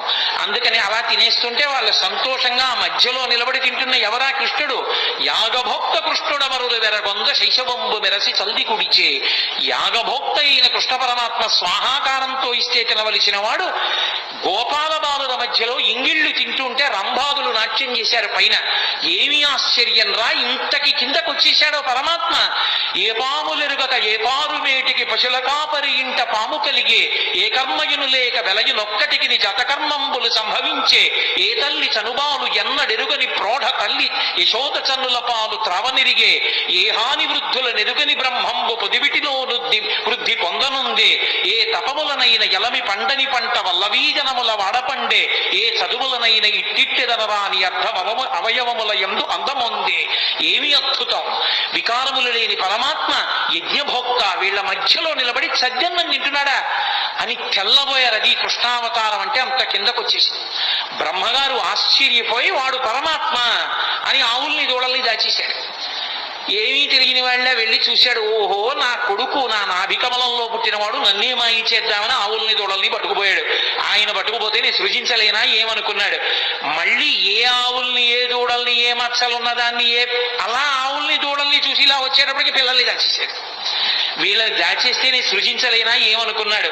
కరములు పదములు శిరంబుల్ లవనగ్నంబుల్ ముఖములున్ కన్నులు ముక్కులున్ శ్రవణములు దండనంబర సడ్వేణు విషాణ భూషణ భయో భాషాగుణాఖ్యాన తత్పరతల్ద వీడవకుండ దల్చె విబుడా వత్సర్భకాకారముల్. ఏ ఆవు ఏ దూడ ఏ తోక దేని అలవాటు ఎలా ఉంటుందో, ఏది కుమ్ముతుందో, ఏది సాధువుగా ఉంటుందో, ఏది ఎంత పాలిస్తుందో, ఏ పిల్లాడు ఎలా ఉంటాడో, ఎవడికి పుట్టుమచ్చలు ఎక్కడుంటాడో, ఎవడు సన్నగా ఉంటాడో, ఎవడు లావుగా ఉంటాడో, ఎవడు ఎక్కువ తింటాడో, ఎవడు తక్కువ తింటాడో, ఎవడు పరిగెడతాడో, ఎవడు కూర్చుంటాడో, ఎవడు నీరసంగా ఉంటాడో, ఎవడికి అనారోగ్యమో, ఆ పిల్లల కింద ఆవుల కింద దూడల కింద తానే మారిపోయాడు. ఇంటికి వెళ్ళేటప్పటికి పోని తల్లులు గుర్తుపట్టగలరా? ఏ తల్లులకే బాలకు లేతెరుగున తిరిగి ప్రీతి కలిగింతురుమున్న తల్లుల కాబాలకు లాతెరగున ప్రీతి చేసిన వనీనాథ అన్నాడు సుఖబ్రహ్మ. ఏ తండ్రి దగ్గర ఏ పిల్లవాడు ఎలా ప్రవర్తిస్తాడో అలాగే ప్రవర్తించేటట్టుగా తానే మారిపోయి ఇంతమందితో ఉన్నాడు. బ్రహ్మగారు అలా లోపలికి వెళ్ళి అన్నీ బంధించి పైకొచ్చి చూశాడు, అలాగే ఉన్నాయి. మళ్ళీ ఇప్పుడు ఆయన తెల్లబోయాడు. బ్రహ్మ పంపునగాని సృష్టి జరగదు ఎప్పుడు, బ్రహ్మనొక్కడగాని వేరొక బ్రహ్మ లేడు సృజింపంగా, బ్రహ్మ నేను సృజింపక ఏ బ్రహ్మమందు సృజింపబడి ఆ ఒక్కటి బ్రహ్మవు అది చూడగా. బ్రహ్మ నేను సృష్టించాలి, నేను సృష్టించకుండా ఇవన్నీ ఎవడు సృష్టించాడు? ఓహో వాడురా బ్రహ్మమో పరబ్రహ్మము, వాడు నన్ను కన్న తండ్రి. పరిగెత్తుకొచ్చాడు. వచ్చి ఆవుల్ని దూడల్ని కాస్తూ వెన్నముద్ద తింటున్నట్టుగా నిలబడినటువంటి చిన్ని కృష్ణుడి కాళ్ళ మీద పడిపోయాడు. పడిపోతే అప్పుడు అది కృష్ణావతారం యొక్క మహాత్యం. అంటే బ్రహ్మగారంతటి వాడు ఇలా బ్రహ్మపదంబు వేదములకన్ వీక్షింపగానాని నిన్నీ లోకంబున ఈ వనాంతరమునంది మందలో కృష్ణయం చాలాపాది సమస్త భావములి నీయందే నిక్షేపించు ఈ వ్రేలందొక్కని పాదరేడువులపై వెష్టించినం చాలదే అని అడిగాడు. నాకొద్దు దిక్కుమాల బ్రహ్మపదవి తీసేయి. ఇంతమంది పిల్లలు ఎన్నడునైన యోగి విభులవ్వని పాద పరాగమింతయున్ కన్నుల కానరట్టి హరి తద్దయు కైవడి చేడియాడుచున్ కౌగిట చెచ్చుచున్ తన్నుచు గుజ్జుచున్ నగచు తద్దయు కైవడి కూడియాడుచున్ మన్నన చేయు వల్లభ కుమారుల భాగ్యము విత్తయొప్పునే. పరబ్రహ్మమైనటువంటి నువ్వు ఈ భూమండలం మీద ఆడుకుంటుంటే ఏమీ తెలియని గోపాల బాలులు నిన్ను కౌగులించుకుంటున్నారు, తంతున్నారు, గుద్దుతున్నారు, నీ మీద పడుతున్నారు. అదా అదృష్టం, బ్రహ్మపదవి అదృష్టమా? ఎందుకు వచ్చింది? మాయ కమ్మింది నాకు, వద్దు తీసి. ఈ గోపాల బాలులలో ఎవరి పాదానికైనా అంటుకున్న ధూళి నా నాదు తలకాయల మీద చల్లుకుంటాను, నాకు అనుమతి అన్నాడు. అహోభాగ్యం అహోభాగ్యం నందగోప వ్రజౌకసాం యన్మిత్రం పరమానందం పూర్ణం బ్రహ్మ సనాతనం అంటారు వ్యాసుల వారు మూల భాగవతంలో. అంత అద్భుతమైనటువంటి అవతారం. అటువంటి పరమాత్మ పెద్దవాడైన తర్వాత ఎంత రక్షణ చేశాడో పాండవులను. అసలు నిజంగా కృష్ణ పరమాత్మయే లేకపోతే పాండవులు లేనే లేరు. ఎన్ని సందర్భాల్లో ఎన్ని చోట్ల ఎంత రక్షించాడో. భీష్మాచార్యుల వారు స్వచ్ఛంద మరణం, ఆయన నిగ్రహించగలిగిన వాడు లేడు. దేవతలందరూ వచ్చి ఒక పక్క నిలబడినా సరే ఆయన్ని నిర్జించలేరు. ఆయనే చెలరేగి యుద్ధం చేస్తుంటే ధర్మరాజు గారు భయపడిపోయాడు. నిద్ర పట్టక శిబిరంలో తిరుగుతుంటే కృష్ణ పరమాత్మని చూశాడు. చూశావా కృష్ణ, మా తాత భీష్మాచార్యుల వారు ఇలా విజృంభించి యుద్ధం చేస్తే నా సైన్యం అంతా మడిసిపోతుంది, ఎక్కడి నుంచి వస్తుంది నాకు విజయం అని అడిగాడు. పిచ్చివాడా, మీ తాత ధర్మపక్షపాతి. ఇదే సమయం చీకటి పడిపోయింది, ఎవ్వరుండరు. మీ తాత శిబిరానికి వెళ్ళు. తాత ఇలా యుద్ధం చేస్తే మాకెక్కడి నుంచి విజయం వస్తుంది, తాత మార్గం లేదా అని అడుగు. పాపం మహానుభావుడు ఇంతమంది మనవల్ని పిల్లల్ని పెంచి పెద్ద చేసి రాజ్యరక్షణ చేసినందుకు చిట్ట చివరికి తన మనవడి చేత అడగబడ్డాడు, తాత నువ్వు ఎలా చచ్చిపోతావు చెప్పు అని. ధర్మరాజు గారు అడిగితే, ఒరే మనవడా, నేను చేతిలో ధనస్సు పట్టుకుని ఉన్నంత కాలం నన్ను పడగొట్టడం ఎవరికీ సాధ్యం కాదు. అంబ నా మీద పగబట్టి నన్ను చంపడం కోసం తపస్సు చేసి ఆడదై పుట్టి మగవాడిగా మారింది. ఆడదై పుట్టి మగవాడిగా మారింది కాబట్టి అంబ శిఖండిగా తిరుగుతోంది. శిఖండిని అర్జునుడి రథం మీద నిలబెట్టండి. శిఖండి ఎదురుగుండా కనపడితే నేను బాణం వెయ్యను, ధనస్సు కింద పెట్టేస్తాను. ధనస్సు కింద పెట్టిన తర్వాత శిఖండి వెనక నుంచి అర్జునుడిని నా మీద బాణప్రయోగం చెయ్యమను, ఒళ్ళంతా తూట్లుగా కొట్టేయండి, ఆ బాణపంజరంతో కింద పడిపోతాను, తర్వాత మీరు యుద్ధం చెయ్యండిరా అన్నాడు. కృష్ణ పరమాత్మ చెప్పబట్టి శిఖండిని ఎదురుగుండా పెట్టుకుని భీష్మాచార్యుల వారిని పడగొట్టారు. ద్రోణాచార్యుల వారు ఒకానొక సందర్భంలో విజృంభించి ధనస్సు పట్టుకుని వైరి పక్షంలో ఒక్కడిని బ్రతకనివ్వనని అగ్నిహోత్రంలా విజృంభించాడు. కృష్ణ పరమాత్మ దగ్గరికి వెళ్ళి ఏడిచాడు ధర్మరాజు, ఏం చేయమంటావు, ఎలా ఇప్పుడు సాక్షాత్తు గురువు ఆయన్ని ఎలా నిగ్రహించడం అని. ఒక్కటే కార్యం, భీమసేన నువ్వు వెళ్ళి అవతల వైపు సైన్యంలో అశ్వత్థామ అని పేరు కలిగినటువంటి ఏనుగుంది, నీ గదాదండంతో దాన్ని చంపేసిన తర్వాత గట్టిగా అరువు, అశ్వత్థామ హతః అనరు. మంచి యుద్ధం చేస్తున్నాడు ద్రోణాచార్యుల వారు. భీమసేనుడు వెళ్ళి ఆ ఏనుగుని చంపి ఒక పెద్ద అరుపు అరిచాడు, అశ్వత్థామ హతః అన్నాడు. నమ్మలేదు ద్రోణాచార్యుల వారు. నన్ను నా ఉత్సాహాన్ని తగ్గించడానికి అరుస్తున్నాడని అదే బాణ పరంపర కొనసాగిస్తున్నాడు. ధర్మరాజు పరిగెత్తికెళ్ళాడు కృష్ణుడి దగ్గరికి. పెద్ద ధర్మాన్ని నిలబెట్టడానికి చిన్న అధర్మం చెయ్యక తప్పదు ధర్మరాజా. అశ్వత్థామ హతః అండం నీకు ఇష్టం లేకపోతే నువ్వు కనపడు చాలు. మనసులో అనుమానం ఉంది ద్రోణుడికి, అడుగుతాడు, నువ్వు చెప్తే మాత్రం నమ్మి తీరుతాడు. ఆయన ధనస్సు వదిలేయాలంటే ఒక్కటే మార్గం, నువ్వు ఆయన ముందు చెప్పావో అశ్వత్థామ చచ్చిపోయాడని ధనస్సు కింద పడేస్తాడు, కొడుకు మీద వ్యామోహం. అందుకని అశ్వత్థామ హతః అను అంటే గురువు ఎదురుగుండా నిలబడిన వాడు అంత మాట అనడమా, నేను అననన్నాడు. ప్రాణమే పోయినా నేను అన్నా. అనక తప్పదు. పెద్ద సత్యాన్ని పెద్ద ధర్మాన్ని ఆవిష్కరించడానికి చిన్న అధర్మం చెయ్యాలి, పోనీ అబద్ధం చెప్పద్దు. అశ్వత్థామహత అని గట్టిగా అని కుంజరహ అని మెల్లిగాను అన్నాడు. కుంజరహ అంటే ఏనుగు. ధర్మరాజు గారు వెళ్ళగానే చూశాడు ద్రోణాచార్యుల వారు అబద్ధమాట అని. ధర్మరాజా అశ్వత్థామ ఏమయ్యాడన్నాడు. అశ్వత్థామహత కుంజరహ అన్నాడు. ధర్మరాజు గారి నోటి వెంట ఆ మాట విన్నాడంతే వదిలిపెట్టేశాడు. వదిలిపెట్టేయడం ఏమిటి, బాణాలు కొట్టేశాడు అర్జునుడు. దృష్టజ్యుమ్నుడు ఒక్క దూకు దూకి ద్రోణాచార్యుల వారి శిరస్సు కోసేశాడు. ద్రోణాచార్యుల వారు చనిపోయారు. ద్రోణాచార్యుల వారే పడిపోకపోతే యుద్ధంలో గెలిపెక్కడిది? ఇవన్నీ ఒకెత్తు. సైంధవుడు యుద్ధానికి వచ్చినప్పుడు పరమశివుడి గురించి తపస్సు చేశాడు. పరమశివుడి గురించి తపస్సు చేసి పంచపాండవుల్ని గెలిచే వరం ఇమ్మన్నాడు. పంచపాండవుల్ని గెలవడం నీ తరం కాదు, పాశుపతాస్త్రం నేనే ఇచ్చే అర్జునుడికి. అర్జునుడిని తక్క మిగిలిన నలుగురిని ఒకరోజు మాత్రం యుద్ధంలో గెలుస్తా ఉన్నాడు. అర్జునుడు దూరంగా ఉండడం చూసి అభిమన్యు కుమారుడు పద్మవ్యూహంలోకి వెళ్తే సైంధవుడు నలుగురిని, ధర్మరాజు, భీముడు, నకులుడు, సహదేవుడిని నలుగురిని లోపలికి వెళ్లకుండా చూసి అభిమన్యుడు చచ్చిపోవడానికి కారణమయ్యాడు. అందుకనే సైంధవుడిలో అడ్డుపడ్డాడంటారు. రాత్రి శిబిరానికి తిరిగి వచ్చినటువంటి అర్జునుడు ఏడిచాడు, కొడుకు చచ్చిపోయాడని. ఏడిచి మీరు నలుగురు ఎందుకు వెళ్ళి రక్షించలేదని అడిగాడు అన్నల్ని. సైంధవుడు అడ్డుపడ్డాడు, అతనికి వరం ఉందన్నారు. తొందరపడి ప్రతిజ్ఞ చేసేశాడు. రేపు సూర్యాస్తమయానికి నేను సైంధవుడి తల తరగకపోతే నేనే చచ్చిపోతానన్నాడు. అర్జునుడు బానే పడుతున్నాడు ఆ రాత్రి, కృష్ణుడు నిద్రపోడు. మహాభారతం చదివితే ఎంత భక్తపరాధీనుడు రా అనిపిస్తుంది. ఆఖరికి అటు ఇటు దొర్లుతూ ఉంటే సారథి దారుకుడు వచ్చి పిలిచాడు. ఎందుకు అలా ఉన్నారని అడిగాడు. ఎలా నిద్రపడుతుంది? తొందరపడి ప్రతిజ్ఞ చేశాడు. ద్రోణాచార్యుల వారు తక్కువడా? అర్జునుడినొక్కడిని ఆపేస్తే చాలు, రేపు ఖచ్చితంగా అర్జునుడు చచ్చిపోతాడు. ఆత్మహత్య చేసుకుని ప్రాణం వదిలిపెట్టేస్తే గెలుపు కౌరవులది. రేపు సైంధవుడు అర్జునుడికి చిక్కకుండా చూడడం ఎలాగో ద్రోణుడికి తెలుసు. ద్రోణుడు వ్యూహం పన్ని ఎక్కడో దాస్తాడు సైంధవుణ్ణి. యుద్ధంలో అసలు అక్కడ దాకా వెళ్ళడం కుదరదు. ఎందుకంటే ద్రోణాది వీరులు ముందే ఉంటారు. స్వర్ణ కవచాన్ని అభిమంత్రించి కట్టాడు దుర్యోధనుడికి.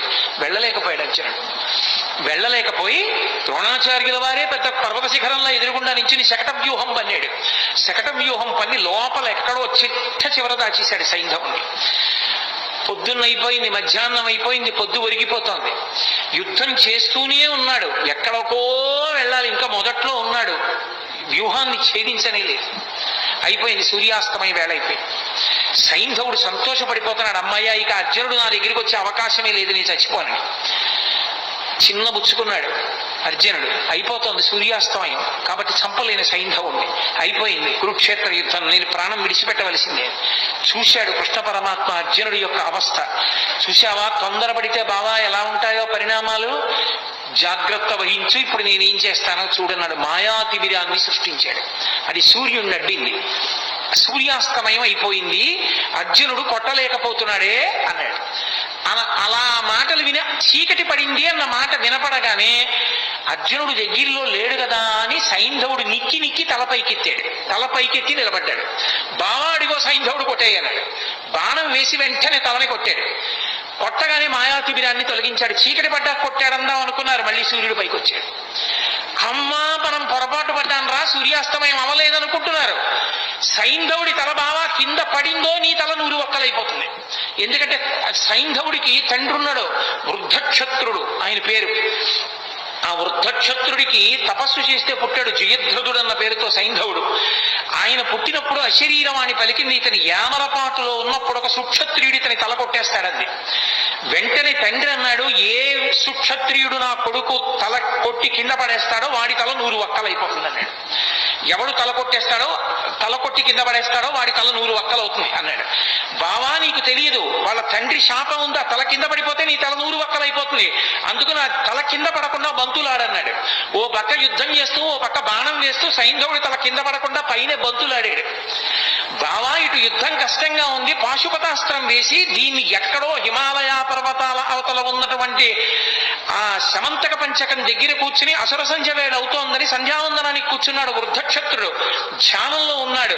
ఆయన చేతుల్లో పడేటట్టు కొట్టు, వాళ్ళ తండ్రి చేతుల్లోనే పడుతుంది తలకాయ అన్నాడు. తిన్నగా పాశుపతాస్త్రం వేస్తే సైంధవుడి తలకాయ వెళ్ళి వృద్ధక్షత్రుడి చేతిలో పడింది. ఇదేమిట్రా అర్ఘ్యమిద్దాం అంటే చేతిలో తలకాయ పడింది, చెయ్యని ఇలా అన్నాడు కొడుకుని చూసుకోకుండా. ఆయన చేతిలోంచి తల కింద పడింది కాబట్టి ఎవరి చేతిలోంచి తల కింద పడిందో వాడి తల 100 వక్కలు అవ్వాలి. తండ్రి వృద్ధక్షత్రుడి తలకాయ 100 వక్కలైంది. కృష్ణుడు లేకపోతే అర్జునుడి బతికేమవును, పాండవులేమో. మహానుభావుడు మహాభారత యుద్ధంలో ఒకసారి కాదు ఎన్ని మాటలో కర్ణుడు ఎదురుగుండా నిలబడి ఇంద్రుడిచ్చిన నాగాస్త్రాన్ని ప్రయోగిస్తే నాగాస్త్రం వచ్చేస్తోంది. ఇక అర్జునుడి కంఠం మీదకి వస్తోంది, తల నరికేస్తుంది. వెంటనే తన బొటన వేలు పెట్టి రథాన్ని నొక్కాడు. 5 అంగుళాలు కిందకి దిగిపోయింది. రథం భూమిలోకి దిగిపోతే ఆ వచ్చినటువంటి నాగాస్త్రం అర్జునుడి కిరీటాన్ని కొట్టింది. ఆ కిరీటం కింద పడిపోయింది. అర్జునుడు దక్కాడు. భగదత్తుడు యుద్ధం చేస్తూ వైష్ణవాస్త్రం ప్రయోగించాడు. ఆ వైష్ణవాస్త్రం తిన్నగా వచ్చి అర్జునుడికి కొట్టేస్తుంది. దానికి ఇంకెదురులేదు, అది వచ్చేస్తోంది. కృష్ణ పరమాత్మ అర్జునుడికి ఎదురు నిలబడ్డాడు. నిలబడితే అది వైజయంతి మాలగా పడిపోయింది. అర్జునుడు నింద చేశాడు కృష్ణుణ్ణి. ఏమి కృష్ణ, నీ చేతకాని వాడినా అస్తమానం నువ్వెందుకు అడ్డుకుంటావు? నేను యుద్ధం చేయలేనా? ఏమనుకుంటారు అందరూ అని అడిగాడు. బావా నీకు తెలియదు, ఒకానొకప్పుడు నేను శ్రీ మహావిష్ణువుగా ఉన్నప్పుడు ఈ భూమినంతటినీ పైకి ఉద్ధరించాను కోర మీద. అప్పుడు భూదేవి నా సంపర్కాన్ని అపేక్షించింది. మా ఇద్దరికీ పుట్టిన కొడుకు నరకాసురుడు. ఆ నరకాసురుడు మళ్ళీ తల్లి చేతిలోనే చనిపోవాలి. అందుకే సత్యభామ అన్న పేరుతో భూదేవి వచ్చినప్పుడు ఆవిడ చేతిలో నిహతుడయ్యాడు. నరకాసురుడి కొడుకు భగదత్తుడు. నాకు సంబంధించిన వైష్ణవాస్త్రం అతని చేతిలో ఉంది. ఆ వైష్ణవాస్త్రాన్ని ఎవరూ అడ్డలేరు, నీ సాధ్యం కాదు. అందుకే దానికి నేనే అడ్డెళ్ళి నాలోకే వైజయంతి మాలగా వేసుకున్నాను. ఇప్పుడు సంహరించు భగదత్తుడిని అన్నాడు. మహానుభావుడు అలా సంహరించాడు. అలా భగదత్తుడిని పడగొట్టాడు. వేరొకసారి నారాయణాస్త్ర ప్రయోగం చేశారు. అందరూ గబగబా నారాయణాస్త్రం ఏం చెయ్యాలన్నారు. నారాయణాస్త్రం నుంచి తప్పుకోవడానికి ఒక్కటే మార్గం, ఎవరి చేతిలో ఉన్న ఆయుధాలు వాళ్ళు కింద పడేసి రథాల నుంచి దూకేయండి కిందకి. అలా దూకేస్తే నారాయణాస్త్రం ప్రసన్నమవుతుంది. ఎవరు ఎదురు తిరగలేరు కాబట్టి వెళ్ళిపోతుంది, ఎవరిని చెనకదు. ఎవ్వరూ చేతిలో ఆయుధం పట్టుకోకండి అర్జునుడి కిందకి దోహించాడు, తను దూకేశాడు. అందరూ పాండవులు సైన్యం కిందకి దిగిపోయి ఆయుధాలు వదిలేసి నించున్నారు. ఇంతమంది కిందకి దిగిపోయి నించునుంటే భీమసేనుడు ఒక్కడు మాత్రం గర్వంతో నారాయణాస్త్రమైనా సరే నేను నా గద వినిపించి పెట్టని గద పట్టుకుని తిరుగుతున్నాడు. వచ్చేసింది నారాయణాస్త్రం. ఎక్కడ చంపేస్తుందో అని అర్జునుడిని తీసుకుని పరుగున వెళ్ళి ఆ రథం మీదకి ఎక్కి ఆ భీముడిని రథంలోంచి కిందకి తోసేశాడు. ఆ గద లాగేసుకొని కింద పడిపోయి ఆ ఆయుధం లేకుండా నించున్నాడు భీముడు. దాటి వెళ్ళిపోయింది నారాయణాస్త్రం. ఎన్ని మాటలు రక్షించాడు. ఒక మాట 2 మాటల మహాభారతం జరిగితే కృష్ణ పరమాత్మ యొక్క రక్షణ పాండవులకు ఎన్ని మాటలు రక్షించాడో మహానుభావుడు. ఎంతమంది రాక్షసుల్ని కురుక్షేత్రం వరకు రాకుండానే నిగ్రహించాడు జరాసంధాదులను. లేకపోతే ఎంత ప్రమాదం జరిగి ఉండేదో. ఆఖరికి ఒకానొక సమయంలో అయితే అర్జునుడు దూరంగా ఉండడం చూసి కర్ణుడు చాలా భయంకరమైనటువంటి యుద్ధం చేశాడు ధర్మరాజు గారితో. ధర్మరాజు గారు ఆ యుద్ధంలో తట్టుకోలేకపోయాడు. తట్టుకోలేక కర్ణుడి చేతిలో విశేషంగా దెబ్బలు తిని ఇంటికి వచ్చాడు. అర్జునుడు తిరిగి వచ్చాడు. మా అన్నగారు ఇవాళ యుద్ధంలో ఇన్ని దెబ్బలు తిన్నారట అని బాధపడి ధర్మరాజును చూడ్డానికి వెళ్ళాడు. ధర్మరాజుకి ఎక్కడలేని ఆగ్రహం వచ్చి, నువ్వు కర్ణుడిని నిర్జించలేదు, నేను ఇంత బాధపడ్డాను, నీకు చేత కాకపోతే ఆ గాంధీవం ఎవరికన్నా ఇవ్వకూడదా అన్నాడు. వెంటనే అర్జునుడు కృష్ణుడి వంక తిరిగి అన్నాడు, గాంధీవం నీకు చేత కానప్పుడు ఎవరికైనా ఇవ్వకూడదా అని నన్ను ఎవరైనా అంటే వాళ్ళని చంపేస్తానని ప్రతిజ్ఞ చేశాను. ప్రతిజ్ఞాభంగం చేయకూడదు. కాబట్టి బావా నేను ఇప్పుడు ధర్మరాజు గారిని చంపేయాలి, అన్నయ్యని ఎలా అని అడిగాడు. అడిగితే అయ్యో ఇప్పుడు ధర్మరాజు గారిని చంపేస్తే యుద్ధం ఎలాగయా, ఈ ప్రతిజ్ఞలు బాగున్నాయి, గాంధీవం ఎవరికన్నా ఇచ్చేయి అన్నవాడిని చంపేస్తానని ప్రతిజ్ఞ చేశావా? ధర్మరాజు అన్నాడా? అందుకని అన్నయ్యని చంపేస్తావా? ఇదెక్కడి ప్రతిజ్ఞ?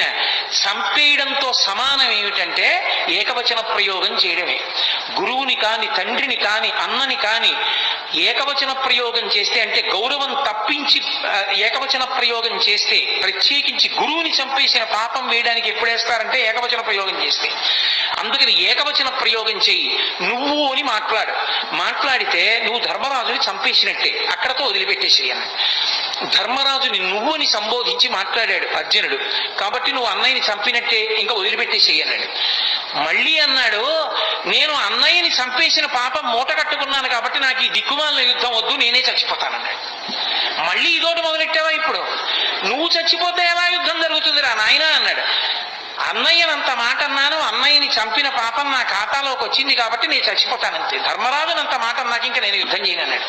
ఇప్పుడు నువ్వు చచ్చిపోయినంత పని చెయ్యాలంటే ఒకటే, నిన్ను నువ్వు పొగుడుకో చచ్చిపోయినట్టే అన్నాడు. అంటే అప్పుడు అర్జునుడు తనని తాను పొగుడుకున్నాడు. ఇప్పుడు నువ్వు చచ్చిపోయినట్టే. ఎవరైనా వాణ్ణి వాడు పొగుడుకుంటే వాడు చచ్చిపోయినట్టే. కాబట్టి ఇప్పుడు నువ్వు బ్రతికినట్టు అన్నాడు. అప్పుడు మళ్ళీ యుద్ధానికి తీసుకొచ్చాడు అందరినీ. ఒకసారా, 2 సార్లా, ఎన్నిసార్లు? ఆఖరికి యుద్ధం అంతా అయిపోయింది. యుద్ధం అంతా అయిపోయిన తర్వాత నదీ తీరానికి తీసుకెళ్లి రథాన్ని నిలబెట్టి, బావా నీకు సంబంధించినటువంటి యుద్ధ పరికరాలన్నీ తీసుకుని రథం దిగి దూరంగా వెళ్ళిపోన్నాడు. అర్జునుడు కిందికి దిగిపోయి అన్నీ తీసుకుని దూరంగా వెళ్ళిపోయి నించున్నాడు. కృష్ణ పరమాత్మ స్వామి హనుమని వెళ్ళిపోమన్నారు పతాకం మించి. రథాన్ని ఆవహించి ఉన్నటువంటి సమస్త భూతములను వెళ్ళిపోమన్నారు. వెళ్ళిపోమ్మని కృష్ణ పరమాత్మ రథంలోంచి కిందకి దూకారంతే రథం భగ్గున కాలిపోయింది. అడిగాడు అర్జునుడు, బావా ఇదేంటి రథం ఇలా కాలిపోయిందని అడిగాడు. నాయనా ఇది ఎప్పుడో కాలిపోయింది. భీష్మ, ద్రోణ, కర్ణ మహావీరులు ప్రయోగించినటువంటి బాణ పరంపరలకి ఈ రథం కాలిపోయింది. నువ్వు కాలిపోతావని దీన్ని కాలిపోకుండా ఆపాను. ఇప్పుడు ఇక యుద్ధంలో విజయం సాధించావు కాబట్టి ఈ రథాన్ని కాలిపోవడానికి అనుమతించాను. కాబట్టి బావా రథం కాలిపోయింది అన్నాడు. నిజంగా కృష్ణ పరమాత్మ యొక్క అండే పాండవులకు లేకపోతే గెలవగలరా? మహానుభావుడు యుద్ధంలో నిలబడ్డాడు కాబట్టి రక్షించాడు. అన్న బలరాముడే భీమసేనుణ్ణి చంపుతానన్నప్పుడు కాపాడాడు. ఆఖరికి యుద్ధం అంతా అయిపోయిన తర్వాత 9 కొడుకుల్ని భీముడే చంపాడన్న కారణం మీద భీముణ్ణి ఉరే నాయన దగ్గరకు రారా కౌగిలించుకుంటానన్నాడు ధృతరాష్ట్రుడు. పాపం అమాయకంగా వెళ్ళిపోతున్నాడు భీమసేనుడు. చెయ్యి పట్టుకుని వెనక్కి లాగి, బావా నీకు తెలియదు కాసేపు పక్కనుండని ఇనప భీముని యొక్క విగ్రహాన్ని చేయించాడు. ఆ విగ్రహాన్ని దగ్గరికి జరిపాడు. ఆ ధృతరాష్ట్రుడు వచ్చి, ఆయన బాహుబలం అటువంటిది, గట్టిగా కౌగిలించుకున్నాడు. ఆ భీముడి విగ్రహం పిండి అయిపోయి కింద పడిపోయింది. అయ్యో భీమా చచ్చిపోయావా నాయనా అని దొంగేడుపు మొదలెట్టాడు. నువ్వు ఎడవక్కర్లేదులే, భీముడు బ్రతికే ఉన్నాడు, ఇప్పటికీ నీకు బుద్ధి రాలేదా అని మాట్లాడాడు. లేకపోతే ఏమైపోను, గాంధారి పంచపాండవుల్ని శపించాలనుకుంది. ఒక్కొక్కళ్ళని పిలిచి మాట్లాడితే హడిలిపోయి పారిపోయారు ఒక్కొక్కడు. చివర ధర్మరాజుని పిలిచింది. అమ్మ తప్పు చేసిన పిల్లాడిని పిలిస్తే, అమ్మ కొట్టినా నీ ఇష్టం, చంపినా నీ ఇష్టం, అమ్మ తప్పు చేశానని కాళ్ళ మీద పడిపోతే ఏమీ చేయలేని తల్లిలా ధర్మరాజు వచ్చి గాంధారి కాళ్ళ మీద పడిపోతే పెద్ద నిట్టూర్పు విడిచింది. ఆ నిట్టూర్పు విడిచినప్పుడు ఆవిడ కళ్ళకి కట్టుకున్న బట్ట జారింది. జారినందుకు ఆవిడ కళ్ళల్లోంచి వచ్చినటువంటి కాంతి ఆ ధర్మరాజు గారి పాదాల వేళ్ల మీద పడింది. ఆయన వేళ్లు కాలి బొబ్బలెక్కిపోయాయి. అంతటి తీవ్ర దృక్కులతో చూసింది. చివరికి పాండవుల రక్షించినందుకు గాంధారి వలన కృష్ణ పరమాత్మ శాపం పొంది అవతార పరిసమాప్తి చేశారు. భక్తపరాధీనుడై మహానుభావుడు ఎంతమందిని రక్షించాడు.